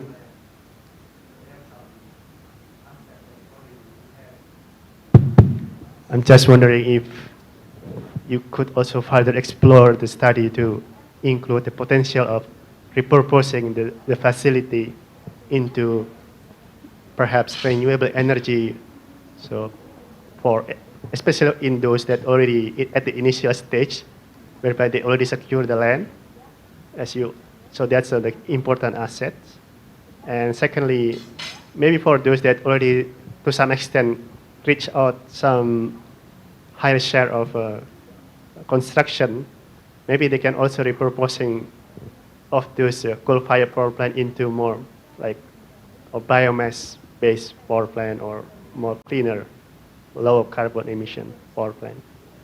That's all. Thank you. Thank you for that comment, and I think especially the straightforward repurposing around land and power system infrastructure. Those are the things that I think are the most easy to accomplish and very practical. And then when we look to future technologies with the broad range that could be applied, you know, that'll be very dependent on the actual cost of that technology and how it can be practically used in the given situations. But, you know, yeah, you are building also along Pak Pradana's comments on energy security, for instance. It's essential for especially a growing nation such as Indonesia in terms of ensuring you have the power supply to meet your economic growth. Thanks for those comments. It's very helpful.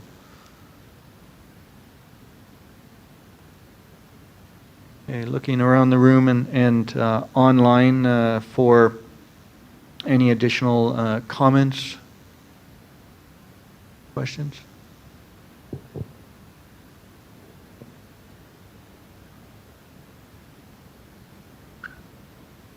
Okay.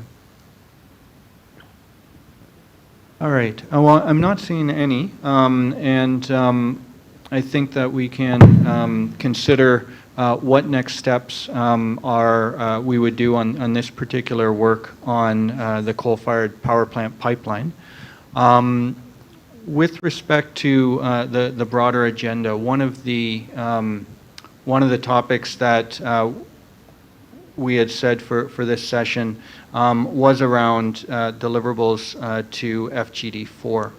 And I think that is going to be actually best captured in the next SEPS session that we have now. In that respect, I think we'll close this session for discussion. We may have a little bit longer lunch, or we may start just a little bit earlier after lunch, because I can imagine this afternoon's discussions around modeling and more of the technical aspects could definitely use some of that time. So I'll pass over to our MCs for this, and just while they're coming up, Kate, I'll just see if you have any closing comments on just transition before we end. Thanks, David. No, I don't think anything to add. I think quite a few of our colleagues in this room we are in touch with on the study that we're doing, so we're looking forward to working together on that and getting some preliminary results before the next FGD. Thanks, David.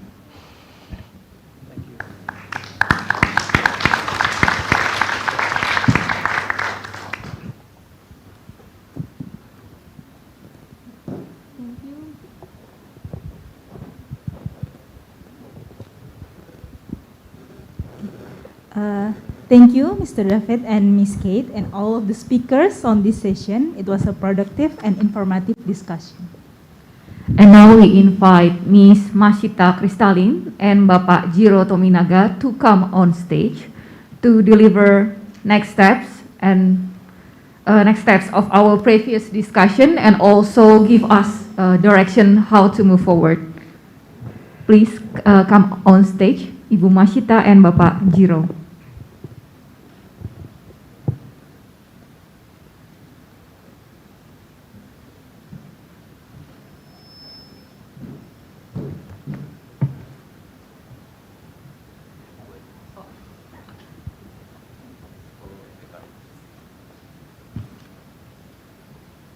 We are very pleased to invite Ibu Masita Kristalin to give her direction.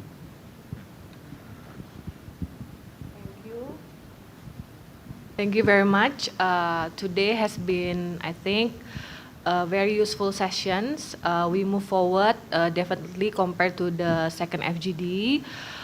We have laid out the projects and the pre-draft of the roadmap, and we will continue our discussion further on the roadmap with the result will be the Minister of SDM regulation, right, on the roadmap.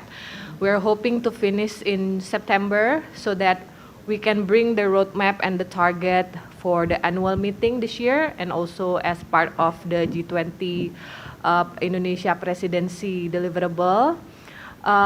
We look forward for, the social impact is also something that is useful, and we wait for the result in the 2 months.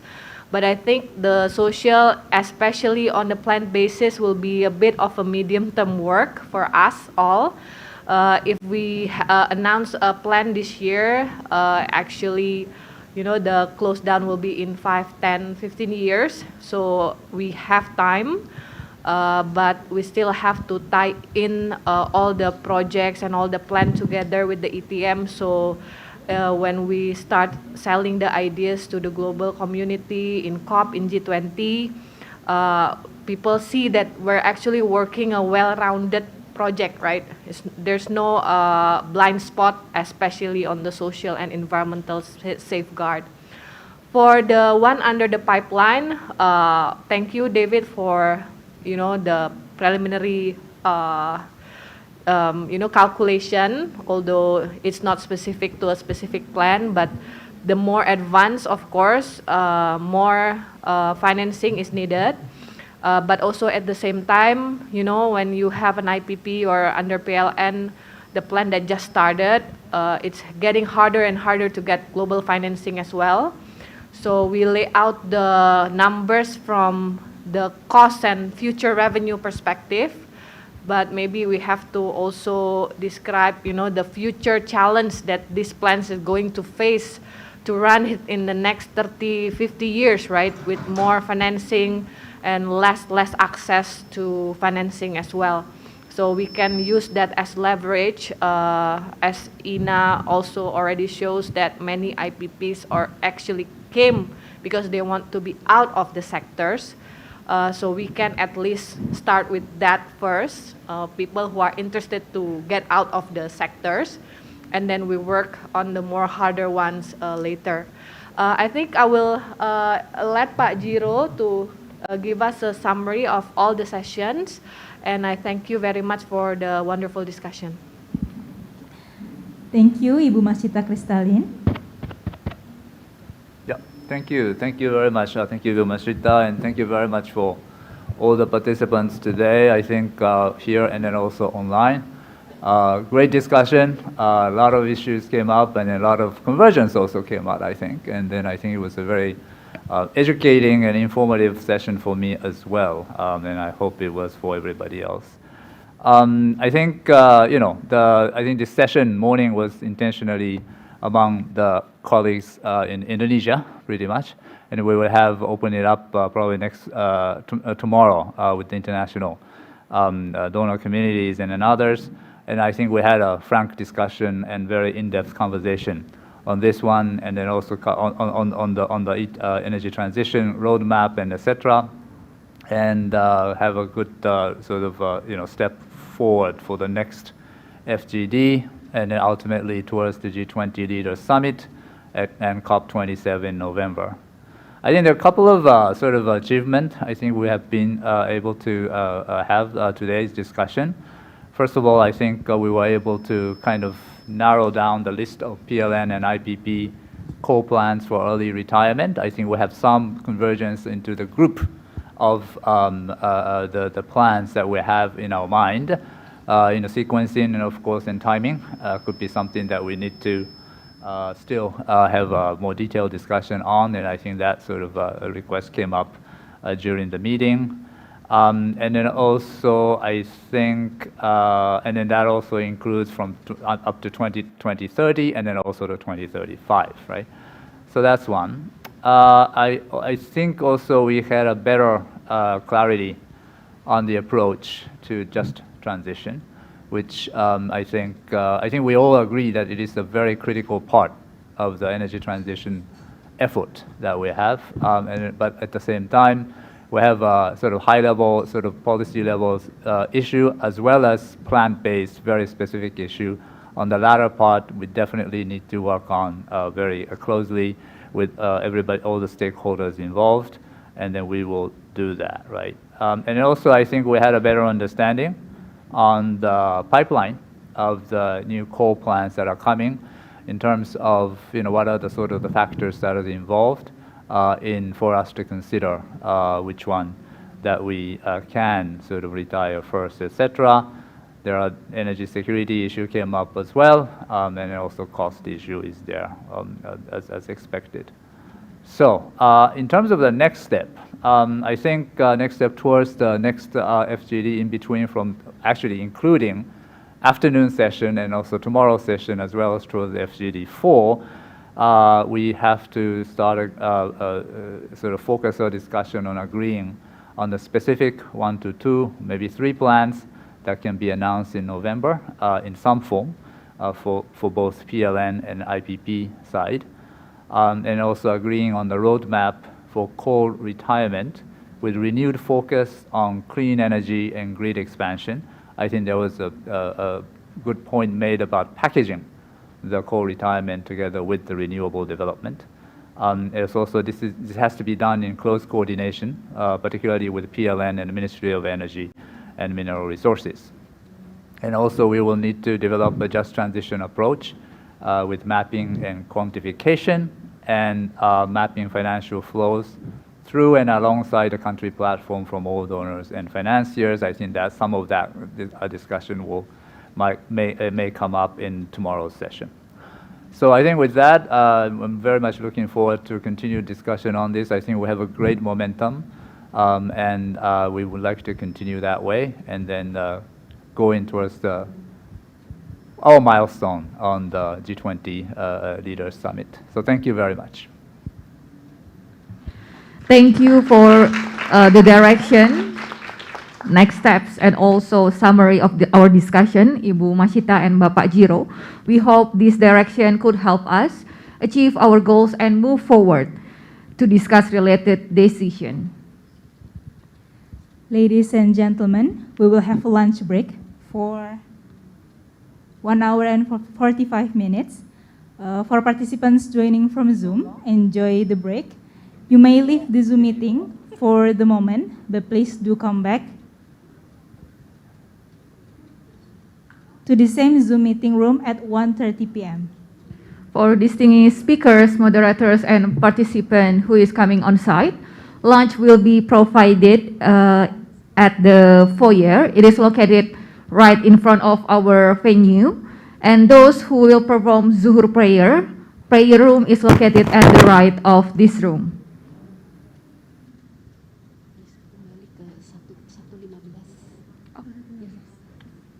Allow us to correct our the timing. So please all come back to this venue at 1:15. 1:15, we will reconvene our event.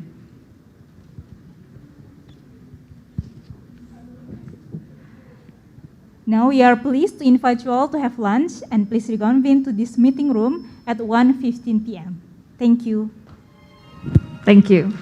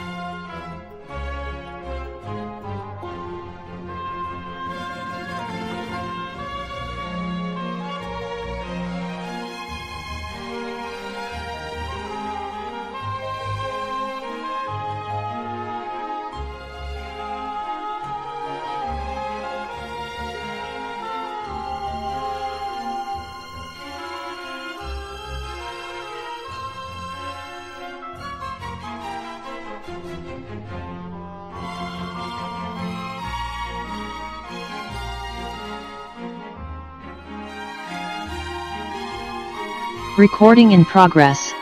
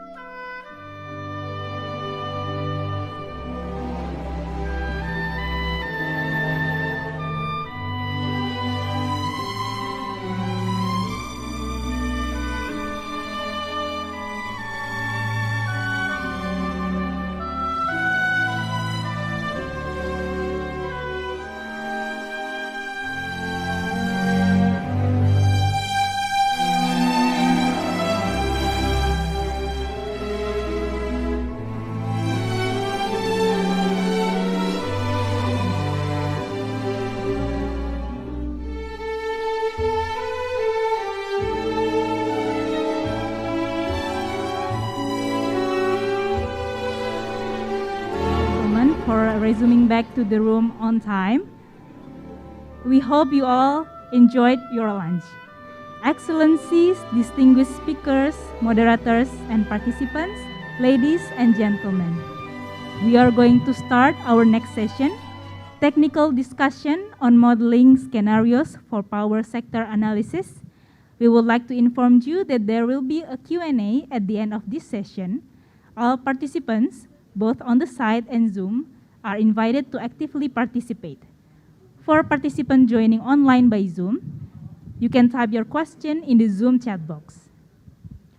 Acting as moderator for this session, Ms. Architrandi Priambodo, Senior Energy Specialist, Southeast Asia Energy Division, Asian Development Bank. With courtesy, I'm handing over this session to Ms. Chitra. Thank you, MC. Thank you, ladies and gentlemen. Thank you, ladies and gentlemen. Good afternoon. Thank you for your presence on this afternoon session. I know that normally in the afternoon, everybody after lunch, you will be quite full, and then I hope that this technical modeling session will not be tiring you off. So I hope that we're going to have a good sessions here. In these sessions, we are going to discuss on the modeling scenarios for the energy sector, as well as the power sector analysis for looking into the roadmap or the projections of energy model in Indonesia towards 2040 and 60. And then we try to look into the difference of these various modelings, focusing on, okay, what types of the key objectives of these models, the key assumptions, as well as the modeling results. For these sessions, we will have our colleague from Ministry of Energy and Mineral Resources, Pak Katro Romandi, who's going to present the net zero emission roadmap. We have Pak Edwin Nugraha Putra, the EVP of System Planning Divisions from PLN, who will present the carbon neutral in 2060.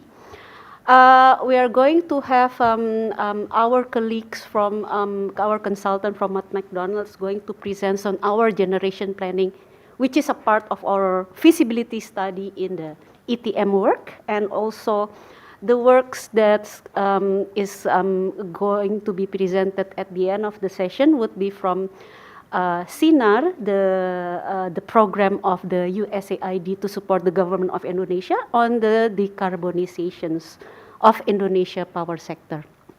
I think we would like to present first from the outset the energy sector, but since Pak Edwin also needs to leave quite early, Pak, yeah.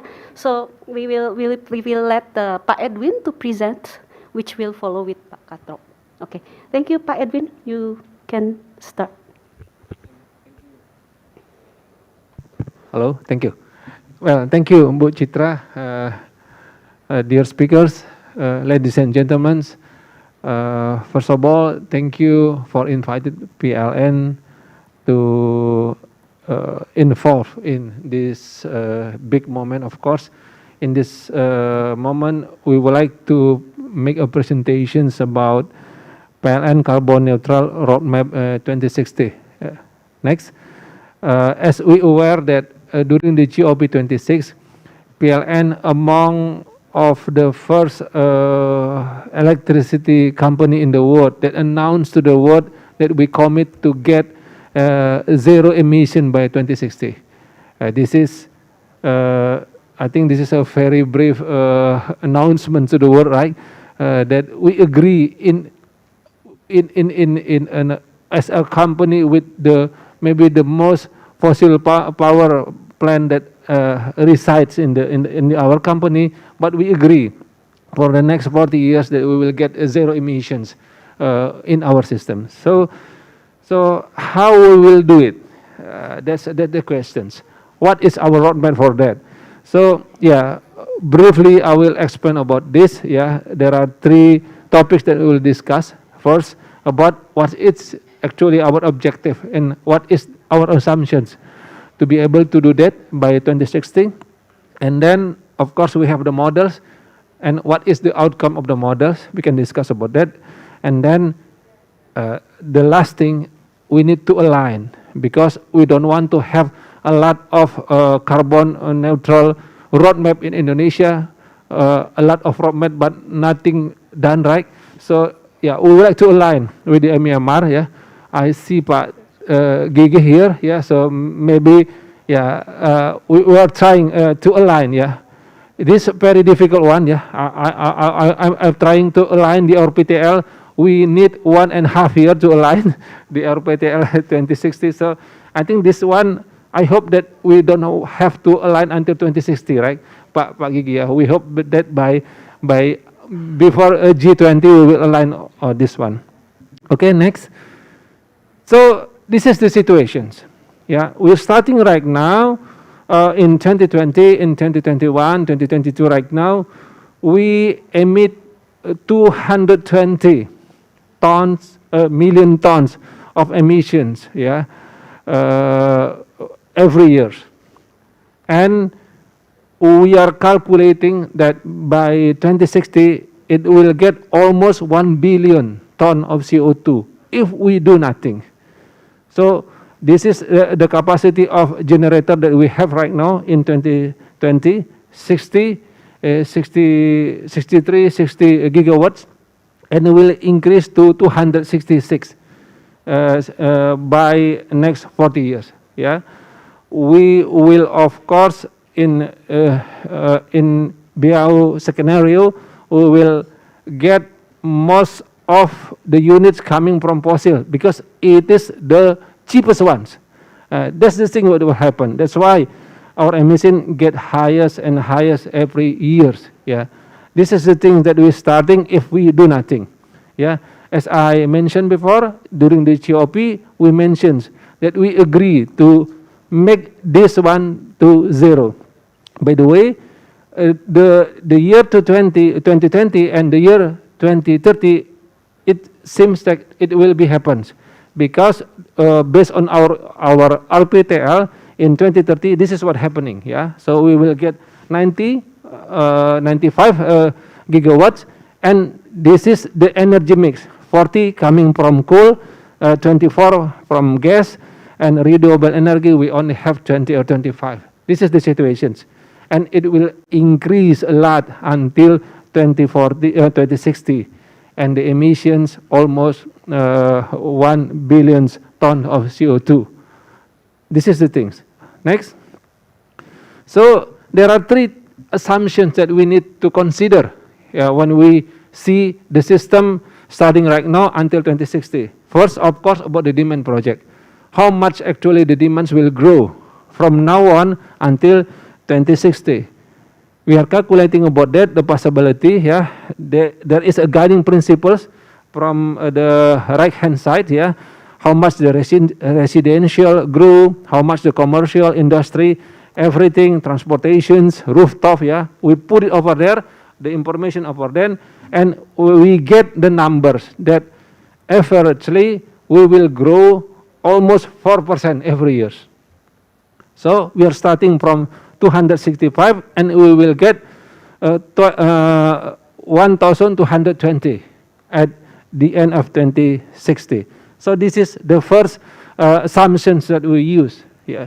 The second one is about energy mix. What is the renewable energy potential in Indonesia?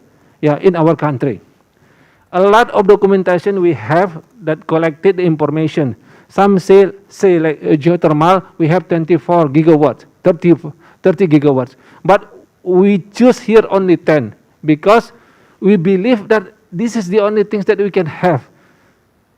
Based on the situation right now, it is very hard to have geothermal. Yeah, we are starting from 2010 to have say more 3,000 gigawatts, but nothing else coming to the system yet because it's very hard. That's why even though every study say that the possibility is 40, 30, Indonesia is one of the country that have a geothermal possibility, but we only choose 10 to make it possible to achieve. Also biomass at 20, we have hydro, both reservoir and river, both of them almost 90, yeah, and then wind onshore, wind offshore, solar. So this is the energy mix, that possibility coming to our system. That is the second assumptions that we use. The third one is, of course, about the cost. Yeah, the cost. How much the least cost of electricity of every power plant that we use to the system. For example, we use a battery energy system for 8 hours. The cost will be 3 cents US dollar per kilowatt hour, only for 8 hours. Yeah, and we use solar for 4 cents, coal for 4 cents, and going up until gas with CCS that will cost us 10 US dollar. Yeah, 10 cents US dollar per kilowatt hour. This is the assumption. So if we have the demand, we have the demand projection, we have the energy mix, and we have the cost per energy, and then we can calculating. Yeah, we do the economic dispatch. We choose which unit that coming first about the demand until 2060. So, and then we approach. We have actually 5 models. Yeah. Next. This is the 5 model. We call it the momentum case. Is the case that we can introduce the coal to the systems, yeah, without any numbers prohibited. Just put it over there. This is the case number 1. Yeah, the renewable energy scenarios. We have 4 scenarios. The scenario number 1, we call it renewable only. So we introduce renewable energy to the system without CCS. We put it over there. That's the number 1 scenario of carbon neutral. The number 2, we introduce CCUS. We still operate the coal, but we use CCUS. What is happening? That's number 2. And number 3, we mix between interconnections, between CCS, between renewable energy. We will see what happening. And number 4, we call it nuclear-led. Disruptive, we call it, because we put nuclear over there. What is happening? So this is the scenario. Yes. So this is the thing. So if we have the demand, we have the energy mix, we have the cost, and we have the scenario. Okay, we are good. We are in good condition. Then we are running the system. So what is happening? Next. Okay, we will see the outcomes of the power model. Next. So this is the first thing. Yeah, we see that when we are using the momentum or high carbon, we will use 81% of coal power plant over there. Yeah, that's the thing what will happen. If we use only renewable energy, we will use the renewable energy 85%, 15% coming from hydrogen. So this is the things that will happen. So the total gigawatt will come up to 524 because we are using mostly coming from solar. Yeah, so the capacity solar will be very high because during the day it needs to put the energy to the battery so that during the night the battery can be used to overcome the load. So that's the thing. Yeah, if we use CCUS number 2, yeah, we only use the renewable energy 71%. The other 22% we will use by CCS. Yeah, so the capacity will get lower to 370. Yeah, and the third one, if we also use the interconnection between islands, yeah, we believe that if we use interconnection, the lower energy that comes from Kalimantan, from Sumatra to Java system. So the thing is that yes, we still use some of coal, yeah, fossil coal over there. We will optimize the coal with CCS, and then we will introduce only 70% renewable energy, and the total of generation will be 413. And the last one, if you nuclear, we put nuclear around 9%. This is the situations.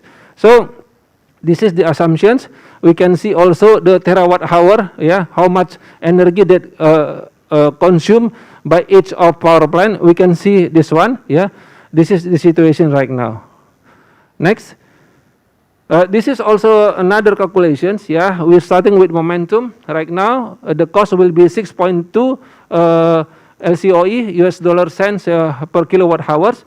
and it will become 15.9 if we use the only renewable coming to the system without using CCS with the minimum of interconnections, 15.9. If we use CCUS, it will become 10. But if we use interconnection, CCUS, and we mix it with renewable energy possibility, and it will become 9.4. Of course, if we use nuclear, it will better 8.9 US dollar cents per kilowatt hour. But the problem is this is very disruptive. So the things that we choose is the scenario number 3, which is interconnection. We calculate the capex that we will need around 614 billion US dollar for the system. So the average cost of ton CO2 mitigated will be 33. Comparing to renewable energy, the price will be 62 because the cost is very expensive for that one. Next. So if we do that, we choose the scenario number 3. This is what happened. Yeah, this is the possibility that we get to 0.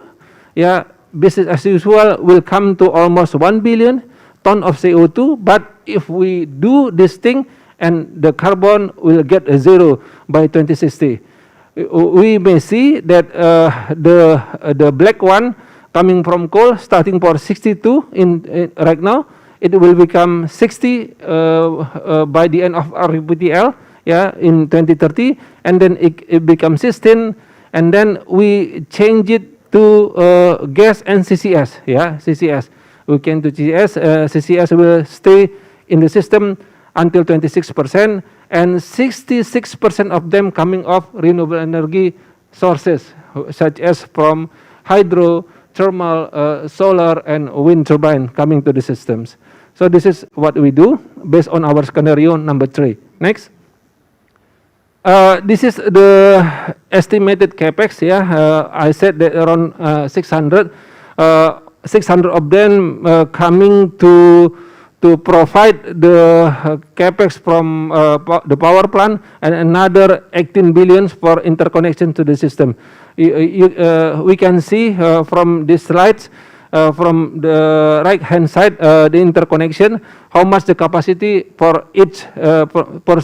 For example, in Sumatra, we will connect 30 gigawatt interconnection by 2040, and it will become 8 gigawatts by 2050. And then transmission itself will flow around 69 terawatt hours in 2060. So this is the things. This is what happening when we do the interconnections. Next. So that's the situations. That's the major things that I can inform about our roadmap. Yeah. The last thing is we need to get along with MEMR about our roadmap. We need to have integration roadmap. Yeah. So what is the difference actually happening, that and what we will do for the next, say, until G20 to make it one integrated roadmap. Next. So again, yeah, in order to make it 0, there are at least 2 things that we need to consider. The first one is what will be the integration of units to new units, yeah, for the transition energy. I have discussed, yeah, I have explained about that, yeah, how many units that come into the system. But also the important thing is about the energy transition, about the existing coal power plant. So this is the 2 things that we think that need to go along together. Next. So if we compare both of, actually MEMR already have their own roadmap, and PLN also have their own roadmap. But the main difference is that PLN only consider the load of PLN, and MEMR consider another of business area, which is in PLN we have 52 business area, including PLN itself. So another 51 outside of PLN. So MEMR, we can see that MEMR, the demand in 2060 will become 1942, but from our side 1220.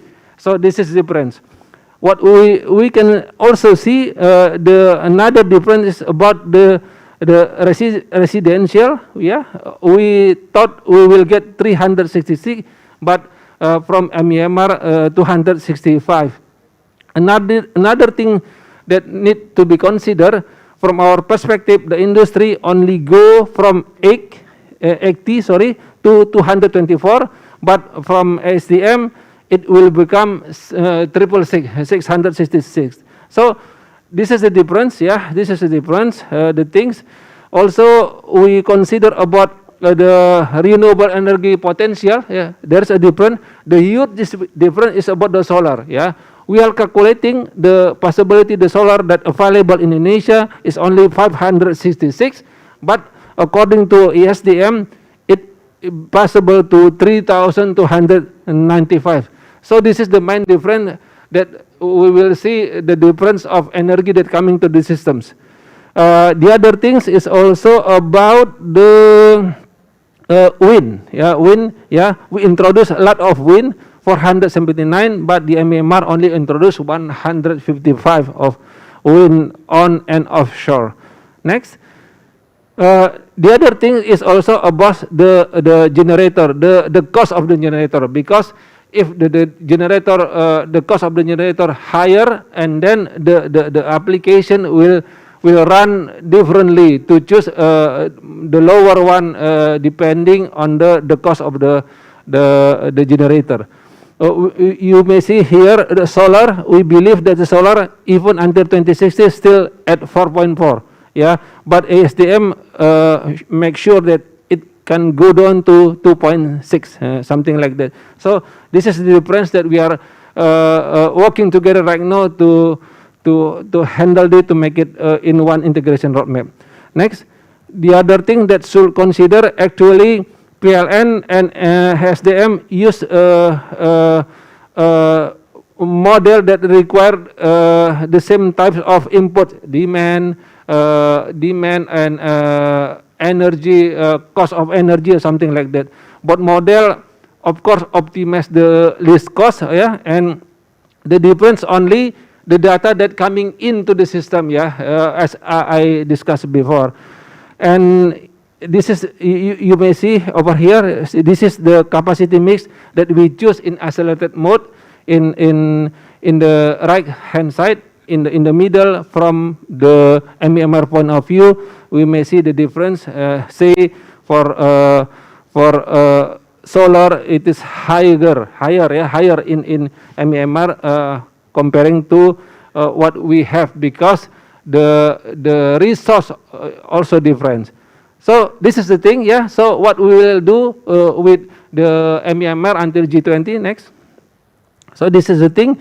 I hope by August or next September we will do the finalization of the roadmap. We hope we can do it. Yeah, we hope we can do it based on the differentiation that we have. Like this is the thing that we already done. We hope, yeah, before G20 we can announce to the world we only have one integration roadmap for zero carbon neutral until 2060. Next, I think that's all that I can inform to you. Thank you. Good afternoon. Thank you very much, Pak Edwin. So, Pak Edwin, thank you for your presentations.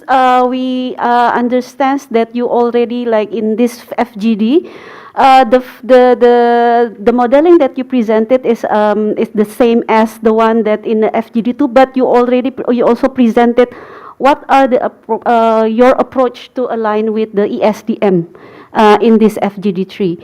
And then we see that there are some differences in the demand projections that you try to align between your PLN demand projections as well as ESDM, the potential renewable energy resources as well as the technology itself. Thank you very much, Pak Edwin, but because I think we would like to ask from the floor if there's like any comments as well as the any questions related to the presentations that Pak Edwin presented. Present from the floor. Yeah.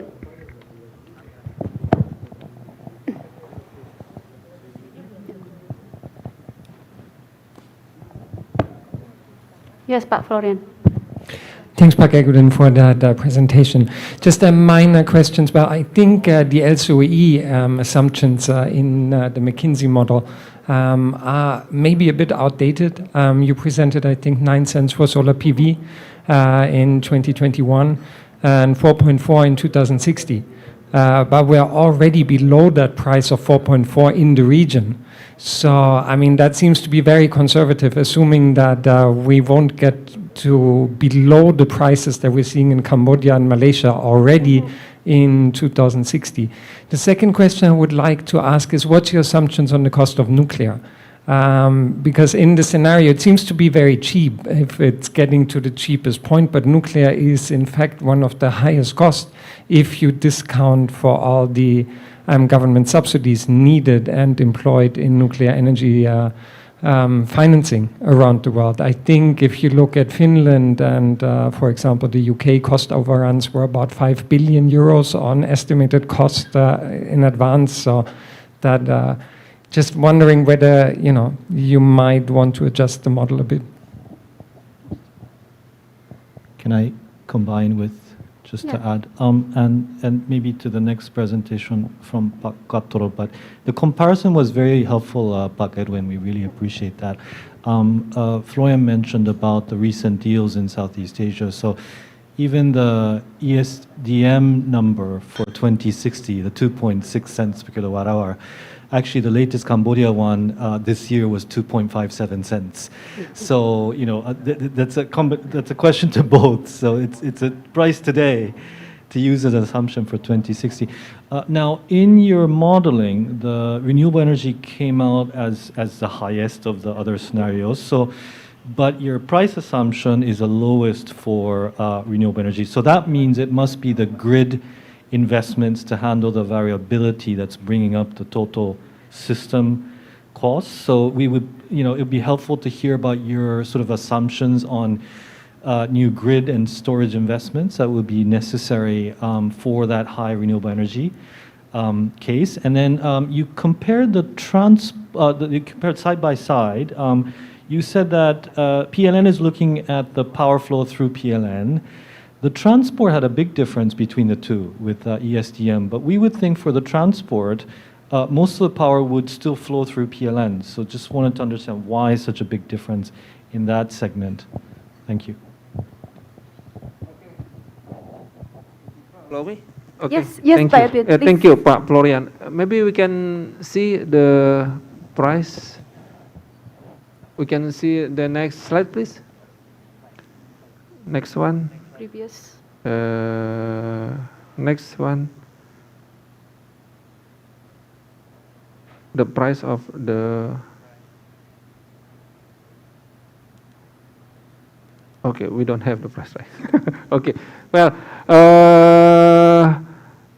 maybe next, because we would like to the price of this one, right? This one, is it? I think this solar slide? is 4 here, Pak. Is it the right one, Pak Florian? Solar is 4, base 3. Is it? That was one of them, but you had one further side by side, PLN and ESDM. SDM with us. Okay. 2021 and 2060, Yeah. but I mean the 4 cent for solar is 260 in that slide too. Yeah. So this is the cost of assumptions. This is to 2060 LCOE. Next, please. I think in the slides number 14, please, can you go to the slide number 14? Comparisons between. The comparisons of the cost Yeah. of the BASS. Yeah, this one, right? Yeah. So 9 to 4.4.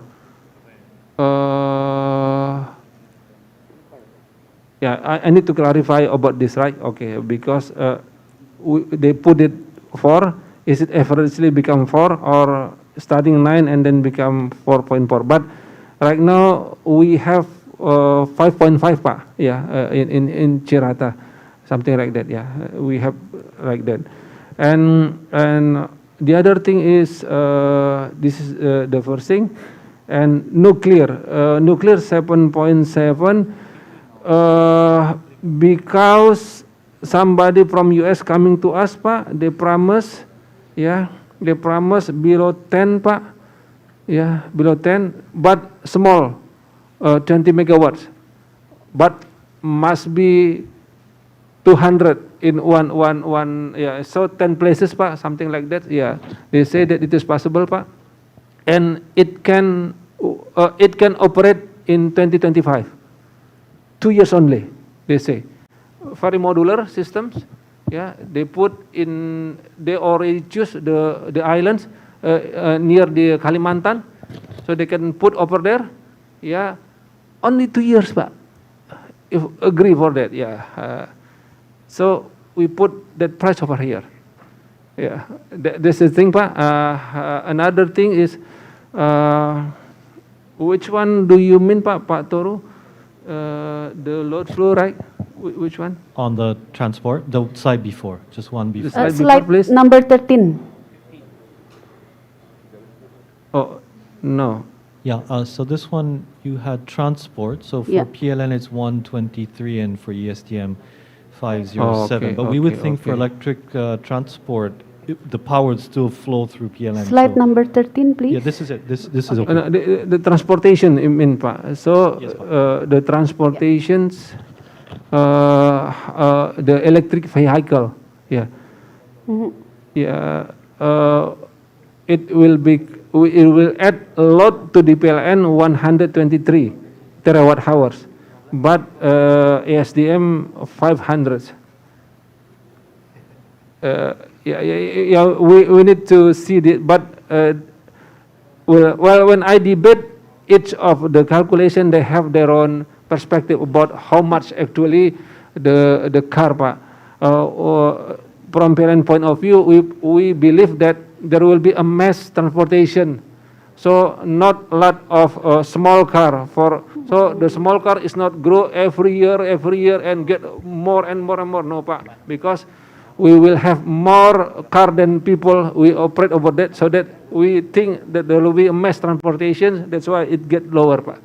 So yeah, but from MEMR they say it is impossible. So yeah, the possibility is it get more and more car in every year. So yes, that's the situations, Pak. Okay, Pak. Okay, thank you, Bu Citra. Yeah, thank you. Maybe Pak Edwin, before you leave, maybe I could ask maybe Pak Gigi, maybe you have comments on maybe Pak Edwin's presentation, no? Or Pak Pram? Yeah, Pak Pram. Pak Pram. Maybe after this, after Pak Katrop make presentation, I will explain about our modeling result. Okay, thank you, Pak. Yeah. Thank you. Okay, no problems. We will discuss with Pak Pram for this. Excuse me. Actually, we already discussed with PLN consultant about this modeling. We already make a 2-session discussion with McKinsey consultant of PLN. Yes, we have quite a lot of different data and assumption actually. And right now, McKinsey ask our team to make the next discussion about their correction about the modeling. Thank you. Actually, the assumption that SDM use true, Pak, and PLN use also true, Pak. So true in true will become very true. I don't know why. so that's the thing, Pak. Yeah. So what we have in mind that we will make 2 scenario. The scenario of PLN, we think that this is the scenario because we only consider the load of PLN. But SDM 452 of a business area, so will be bigger. That's why it becomes 1942. Yeah. But is it happening? Is it actually the realization? Yeah, this is actually what happening, the difference between them. Yeah. But from the SDM point of view, the PLN portion is 1600, Pak, around 600. We have 1200 over there. So 4000 difference in industry, Pak. Industry, you see 220 to 600, so that's the difference between us. Yeah. Okay, Bu Cita. Maybe Pak Gigi, do you still have? Yeah, just a general question. This is a follow-up from the discussion with Pak Toru and David yesterday, that we, on this afternoon session, we would like also to hear about the underlying principle of the different models adopted by PLN and also by ESDM. So maybe before Pak Edwin continue into the detail of the assumption, we also would like to learn more about what is the model, what is the basic modeling that has been adopted by PLN, and what is the main differences, or at least you can explain what's the philosophy of the model. Like, is it based on the least cost optimization, or CGE-based model, or different approach? Thank you. Thank you, Pak Gigi. We have 4 scenario, Pak. Yeah, the scenario, of course, we consider about the demand. We have the same demands of each scenario, but the interconnection will make difference, Pak, because the lower energy that coming from Kalimantan will replace the highest resource in Java. That's the thing, Pak. That's the thing. That's why we put interconnection. But you know, Pak, the cost of interconnection also make us headache, Pak. So yes, we agree to choose number 3, Pak. Yeah, but the demand still difference. Yeah, still difference, Pak, between us, yeah, between ASTM, because our demand for both scenarios still 1200 around that, Pak. So that's based on the scenario. We will find the least cost of the system. That's why we thought that the cost will get 3.3 cents up in 2060 when we choose the accelerated scenario based on BAU, which is 6 will become 9.3, something like that, Pak Gigi. Thank you, Pak. Pak Edwin, may I add also, maybe if the operator could also move to slide number 15. Slide number 15.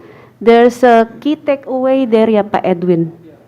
Yeah, yeah. I see that it is said that there's a.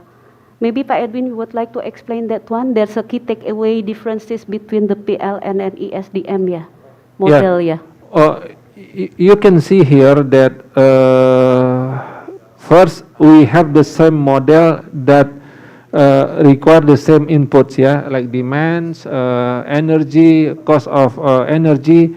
Both model optimized for least cost, yeah, least cost. The difference is the input, of course, yeah. I already showed to you the difference of prices will make the difference of generator that choose better systems, and of course the LCOC will be different. That's the thing. And number 2, that in both cases solar is the biggest contributor. Yeah, we will also thank you, Pak Florian, about the concern 9 cents of dollars. Yeah, in 2029, maybe we would like to see over that. The second one, hydro is second biggest in PLN, where in SDM choose wind. Yeah, that's the difference. Number 3, PLN no nuclear because we choose the accelerated, yeah, not destructive, and no fossil in SDM, yeah, especially about CCUS, yeah. So we introduce CCUS, but in SDM, no CCUS introduced to the system. So this is the difference. That why it makes also the report will difference, the output will difference. Bu Cita. Okay, thank you very much, Pak Edwin. Pak Gigi, do you have further comments on that? Okay, thank you very much, Pak Edwin. So I think this is quite interesting to see how the difference of the input models between PLN and ESDM, and we heard from Pak Edwin that the work is still going on. And then I also would like to highlight Pak Edwin and Pak Gigi the key the solar auctions that have been achieved in Cambodia is 2.75 US 2.5 cents per kilowatt hour, and this is in 2022. So can you imagine, because like this in this slides, if we take a look at the difference, we see that the cost that it's provided in the 2060 is that PLN is 3.2, and in the ESDM is 2.7. So probably maybe we could take a look at that again, and then see how the evolutions of the solar price going down in this region. Yeah, thank you very much, Pak Edwin. Yeah. Yes. Okay. Thank you.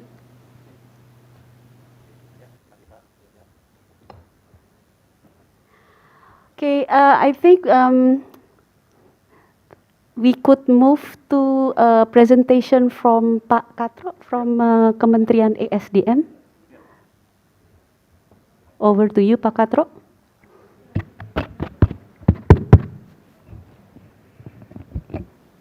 Baik, thank you Bu Citra. Assalamualaikum warahmatullahi wabarakatuh. Salam sejahtera bagi kita semua. So please allow me to speak Bahasa rather than English because it's already afternoon, and I think we do have interpreters over there, so they can work well to because it's already hired by ADB and also the Ministry of Finance. So I'm starting to use my Bahasa rather than English. Please, thank you so much. So I'm switching to Bahasa. And terima kasih atas kesempatan undangannya dari ADB, dari Kementerian Keuangan untuk kami di Kementerian Energi dan Sumber Daya Mineral. Kami menyebutnya di sini MEMR Modeling Team. Saya, Katro Romandi, saya hadir bersama rekan kami dari Direktorat Jenderal Ketenagalistrikan, ada Pak Gigih dan Pak Pram, duduk di sebelah kanan dari Bapak Ibu semua. Dan kami juga punya rekan kami, Pak Nur Cahyanto, yang mungkin sekarang sedang mengoperate paparan. Dan yang kalau tadi kita lihat perbandingan antara yang dipaparkan oleh Pak Edwin dengan yang akan kami paparkan, di sini pendekatannya memang akan berbeda. Perbedaannya seperti ini. Kalau Pak Edwin tadi membandingkannya antara modeling yang disusun oleh PLN dengan yang disusun oleh Kementerian SDM. Hasilnya ada. Oke. Nanti kita akan lihat dari dua slide berikut, termasuk juga asumsinya yang digunakan juga pendekatannya pasti akan sangat berbeda. PLN sebagai business unit, sebagai utility, hanya mencakupi wilayahnya sendiri, tadi sudah disampaikan oleh Pak Edwin. Dan kami di sini akan berbicara skopnya nasional, nationwide. Dan inilah yang akan menjadikan roadmap nasional ini, Net Zero Emission 2060 Energy Sector yang disusun oleh Kementerian SDM ini seyogyanya bukan milik Kementerian SDM saja. Karena perjalanan panjang yang sudah dilakukan hampir 2 tahun kita mengerjakan ini dengan asumsi-asumsi yang berubah. Asumsi yang terakhir kita gunakan adalah asumsi yang ini. Muncul tadi yang dipaparkan oleh Pak Edwin. Pak Edwin muncul angkanya 129, itu menggunakan angka asumsi yang ini. Kita berbasis kepada demografi. Awalnya kita masih menggunakan 350 juta ton penduduk yang ada di tahun 2060. Kita sudah menyesuaikan dengan Bappenas dan menyesuaikan dengan LPM UI, turun. Jadi 331 juta ton. Terus GDP. GDP pada saat Pak Menteri SDM menyampaikan di COP26, itu menyampaikan dengan skenario 401 juta ton, itu menggunakan asumsi GDP growth in average, itu 4.7. Di sini kita sudah menggunakan 5.8, 5.8. Ini mengejar untuk target dari Bappenas, target dari LPM UI, target dari National Energy Council untuk mengejar Indonesia maju di tahun 2045. Indonesia maju 2045. Artinya apa? Kita berusaha mengejar nih. Nah, kalau tadi Pak dari PLN, mungkin tools yang digunakan untuk berikutnya. tools yang digunakan mungkin juga berbeda. Kami di Kementerian SDM, kami menggunakan LEAP untuk demand projection, dan kami menggunakan Balmoral untuk supply projection. Jadi kita listrik dan non listrik kita pikirkan, emisi dari demand juga kita pikirkan. Terus tadi setelah dari LEAP outputnya keluar, nanti kita masukkan ke Balmoral sebagai input untuk mendapatkan proyeksi dari pembangkit. Hasilnya apa? Keluarlah emisi juga. Betul tadi. Yang ketiga, batasan boundary-nya apalagi yang perlu diketahui Bapak Ibu semua untuk key assumption adalah potensial. Tadi potensial yang kita gunakan ini berbasis kepada sumber dari Balai Besar Survei dan Pengujian yang sebelumnya Puslitbang KIBTKE namanya. Ada datanya, kita punya data ini semua. Dan memang utilisasinya masih kecil. Dan inilah nanti yang menjadi dasar bahwa kita runningnya akan ngelihatnya dari scope yang lebih makro. Kita ngambilnya dari scope yang lebih makro di sini. Nah, kalau kita boleh lanjut yang berikutnya, kalau tadi PLN menyampaikan Pak Edwin melalui paparannya, tantangannya gimana mengalignmentnya dengan ESDM.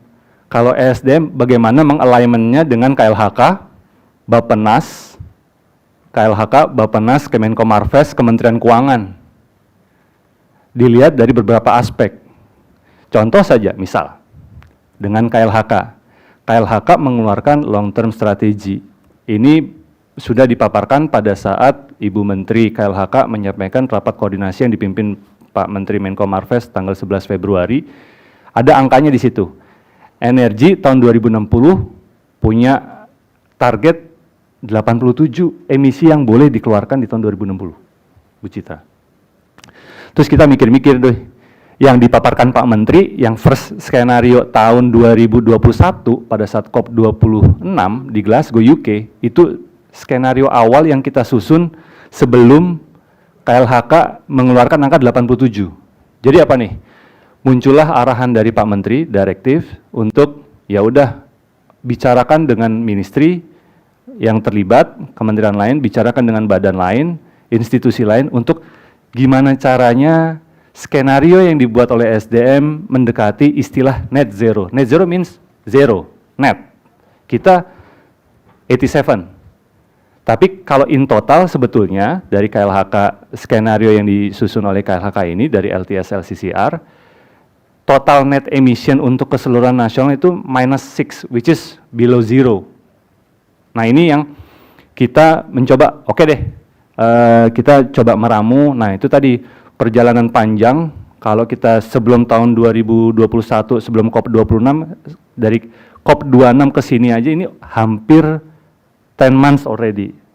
Kita masuk ke bulan ke-11, bulan ini waktu itu kalau nggak salah bulan Oktober atau November. Di Glasgow tuh Oktober. Jadi kalau kita September, Oktober, kita masih sisa 2 bulan lagi untuk mengerjakan paling nggak setahun untuk alignment-nya di antara kementerian. Tadi kalau tantangannya Pak Edwin, ya cuman alignment-nya sama SDM. Kalau SDM alignment-nya sama semua sektor. Nah ini kembali lagi sektor. Sektor di situ kami harus bicara dengan Kemenperin untuk sektor industri. Kami harus bicara dengan Kemenhub untuk sektor transportasi. Kami harus bicara dengan Kementerian PUPR, Housing Public Works untuk bangunan gedung. Kami harus bicara dengan PLN, dengan Ditjen Listrik untuk bicara power generation. Jadi sudah berapa institusi, berapa ministry, dan ujungnya nanti kalau kita bicara untuk yang topik siang ini kita bahas adalah power sector, coal phase out, ujungnya nanti tempatnya Pak Joko sama Bu Dian. Duitnya ada nggak? Duitnya dari mana? Subsidi masih tersedia nggak? Supply chain-nya ada nggak? Ini yang mungkin kita di sini, FGD ketiga dari ADB, mungkin kita mulai memikirkan, kalau kita hanya membahas masalah angka, kita akan terjebak. Pathways banyak, beragam. We can get to Roma by from anywhere, starting from everywhere. So, yang kami angkat di sini adalah bagaimana kita bisa mendapatkan satu alignment yang consolidated. Makanya kami di sini menyebutnya the consolidation scenario. Kenapa nih kita improve GDP kita? Oke, dengan Bappenas, dengan UI, dengan Sejenden, oke. Demand side activities, oke. Dengan Kemenperin, dengan Kementerian Perhubungan, dengan Kementerian PUPR, oke. Technology based international catalog, kita ngobrol dengan IEA, DEA, IRENA, itu dengan teknologi. Dan terakhir kita akhirnya punya wacana, kalau kita dapat arahan dari pimpinan, kalau bisa pembangkitnya nggak usah lagi pembangkit fosil di tahun 2060. Akhirnya kita udah, kita punya dapat arahan seperti ini, maka kita mau memunculkan CCS kita gunakan di industri. Kenapa? Karena industri masih menggunakan gas dan batu bara. Kenapa? Karena industri masih banyak yang memerlukan panas yang tidak bisa dirubah menjadi dari listrik. Jadi dia harus menggunakan gas dan batu bara as a fuel untuk sebagai bahan bakar memanaskan untuk memproses produksi. Nah, yang berikutnya, nah ini bicara alignment, kita sudah berbeda ya. Tantangan kita lebih banyak gitu. Nah, langkah-langkah strategis yang kita gunakan di sini untuk mengejar tadi Pak Edwin membandingkannya dengan PLN. Kalau Pak Edwin itu angka keluar dari PLN 1220, kita 1942, 700 different, 700 TWH. Jelas kita memikirkannya skopnya nasional. Kalau banyak wilayah usaha nanti kita akan berbeda pertimbangannya. Jadi ya betul, interlinkages between the utility and the government is a must. Betul. Tapi partnya mungkin PLN tidak jalan sendiri. PLN punya wilayah kuasa usaha, mungkin IPP yang lain juga punya wilayah kuasa usaha sendiri yang mungkin berbeda-beda, dan ini tercover di sini. Electricity demand 1942 terawatt hour dengan consumption per kapitanya 5.862. Harapannya apa? Harapannya dengan langkah-langkah strategi yang kita gunakan, hidrogen di transportasi, CCS di industri, biofuel sampai B40, termasuk juga tadi electric vehicle. Tadi pertanyaannya Pak Toru tuh tadi jelas. Transport sektor nih, saya udah tahu. Transport sektornya PLN tadi angkanya di 123, 123. We do have 507 for the demand. Because we put the number of electric vehicles, two-wheelers and four-wheelers with this number. 229 million and also 61 million. So we have different approach, we have different point of view, we have different standpoint. So yang ingin saya sampaikan di sini, kita debate untuk angka sandingan mungkin agak sulit karena kita bisa menuju ke satu tujuan yang bisa lewatnya dari arah yang berbeda-beda. Gitu Bu Cita. Ini karena kalau kita bicara angka, PLN dengan McKinsey, kami dengan tim kami sendiri, dengan organisasi internasional, kami akan memiliki sudut pandang yang tadi berbeda-beda. Nah ini yang mungkin, ini kan namanya FGD ya, Pak Toru, Pak Florian, ini namanya FGD, Focus Group Discussion. Jadi kita diskusi, ngambilnya satu, apa tuh? We need to only take one. The consolidated one, because time flies and only time will tell. At the end, energy ministerial meeting, this scenario will be launched. So at the latest, we only have roughly 1 month, because the energy ministerial meeting, it will take place, I think, on the date of September 2nd, and this whole scenario, this whole things that we've been discussing for a long time, it should be only, it only take 1 month. So I think we have to do things fast, and we have closely worked together, financing, I mean, ADB banking, World Bank, IMF, I mean, we do have Minister of Finance you have things related with the financial terms, then please do help us in technical point of view to do this kind of strategic steps and projected electricity demand. If I may continue, next please. Yeah, I will pass this quite fast because this is only for the power sector this afternoon session. But I will tell you about the industry sector. So kita akan melakukan fuel switching. Interpreter bisa ngikutin kan saya? Inggris Indonesia ya. Kita akan melakukan fuel switching, kita melakukan energy efficiency, kita melakukan electrification strategy, dan ini ada angkanya, hydrogen as gas substitution, biomass substitution for coal, carbon capture and storage. Ini masih menjadi tugas kami di Kementerian SDM untuk melaporkan atau berkoordinasi dengan Kementerian Perindustrian. Belum lagi dengan operatornya. Operatornya siapa? Ya macam-macam nih, kalau kita misalnya bicara saja untuk CCS. CCS itu nanti yang kita akan ngobrol ya semen, chemical, sama steel. Industri-industri ini udah tahu belum kalau dia nanti pemerintah mulai mengagendakan kalau you masih pakai coal, kalau you masih pakai gas, lo bakal pakai CCS nih. Belum sempat ngobrol. Nah, inilah yang nanti tantangan-tantangan berikutnya dari Kementerian SDM untuk alignment-nya sama program-programnya, selain ke regulator, ke authority, juga ke operatornya, ke industrinya. Pertama, transportation sector sama. Transportation sector juga punya operator. Mau apa? Yang terbang, yang darat, yang laut, semua punya operator. Kita cari gimana caranya? Ya, yang paling bisa kita lakukan ya stop importing fuel. Kenapa? Fuel udah mahal banget sekarang. Udah mahal. Batu bara, minyak, semua harganya udah luar biasa di luar. Rocketing. Caranya gimana? Ya udah cari substitusi biofuel lah.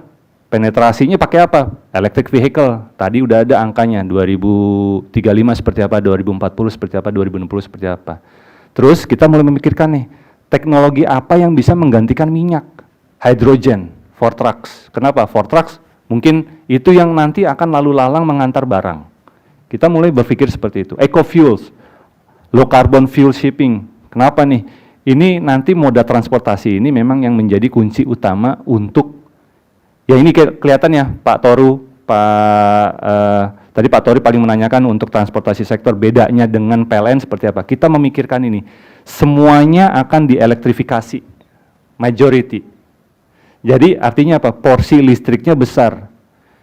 Mau on grid kah oleh PLN atau misalnya juga distributed power apa namanya? Istilahnya apa tuh? Terpusat kah? Tidak masuk grid, centralized? Bisa kah? Ini nanti kita memikirkannya ke sana. Itulah yang membedakan antara PLN point of view sama kita. Kita memikirkannya mungkin kebutuhan listriknya akan besar kalau tidak hanya terhubung ke PLN. Bisa jadi dia distributed, centralized, power PV atau apapun nanti yang menjadi supply-nya. Electrification, termasuk juga energy efficiency. Itu gambarannya tuh, kalau industri, harapan kami nanti pada saat bicara dengan Kementerian LHK, kita industri ini masih punya nih PR 60 million ton di tahun 2060. Masih ada PR-nya. Gimana caranya? Itu aja udah pakai CCS, Bu. Kalau nggak pakai CCS, yang coklat di bawah, bar coklat yang di bawah di grafik kiri paling bawah itu nanti akan berada di atas, nambah lagi kalau dia nggak pakai CCS. Nah, bedanya dengan yang sebelah kanan, yang transportasi. Kalau yang transportasi, itu semuanya terlihat bahwa nanti akan masih sisa emisi di transportasi 2060 sebesar 52 juta ton. Ini skenario kami dari Kementerian SDM untuk yang konsolidasi. Yang berikutnya untuk masuk di household, rumah tangga dan komersial, kita masih menggunakan gas bumi, LPG. Kenapa? Karena ya itu tadi, kebutuhannya tidak semua bisa dihilangkan menjadi listrik. Household pasti perlu, jar gas masih ada, dia dipakai untuk kebutuhan-kebutuhan yang masih inti berada di rumah tangga dan di komersial. Dan ini kita lihat bagaimana caranya stop importing LPG. Berarti LPG yang tersisa di sini gambar abu-abu itu adalah LPG yang masih bisa diproduksi secara localized, secara domestik. Harapan kita seperti itu. Kita punya ketahanan energi, kita punya strategi-strategi di mana stop import dulu deh, import udah kemahalan nih, caranya gimana? Shifting energinya kemana? Ke listrik deh, gimana caranya? Kalau ada over capacity, over supply, ya kompor induksi deh coba, atau enggak kita membangun Jargas dan energy efficiency program lainnya.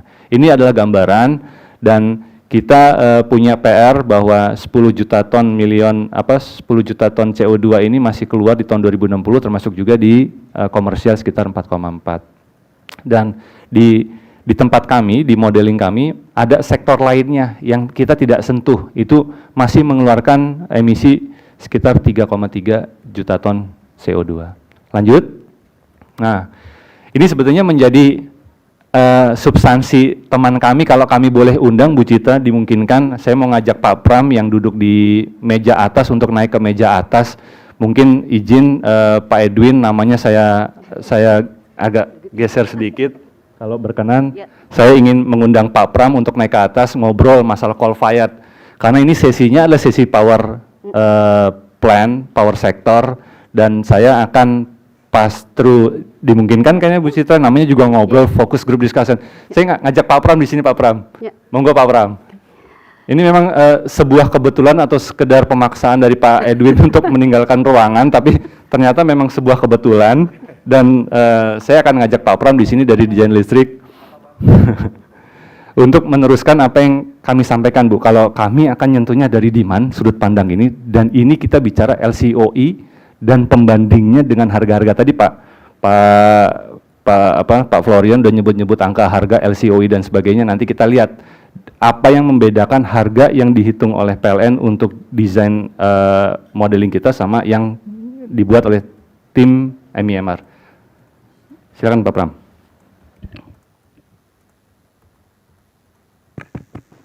Terima kasih Pak Katro. Izin Bu Citra melanjutkan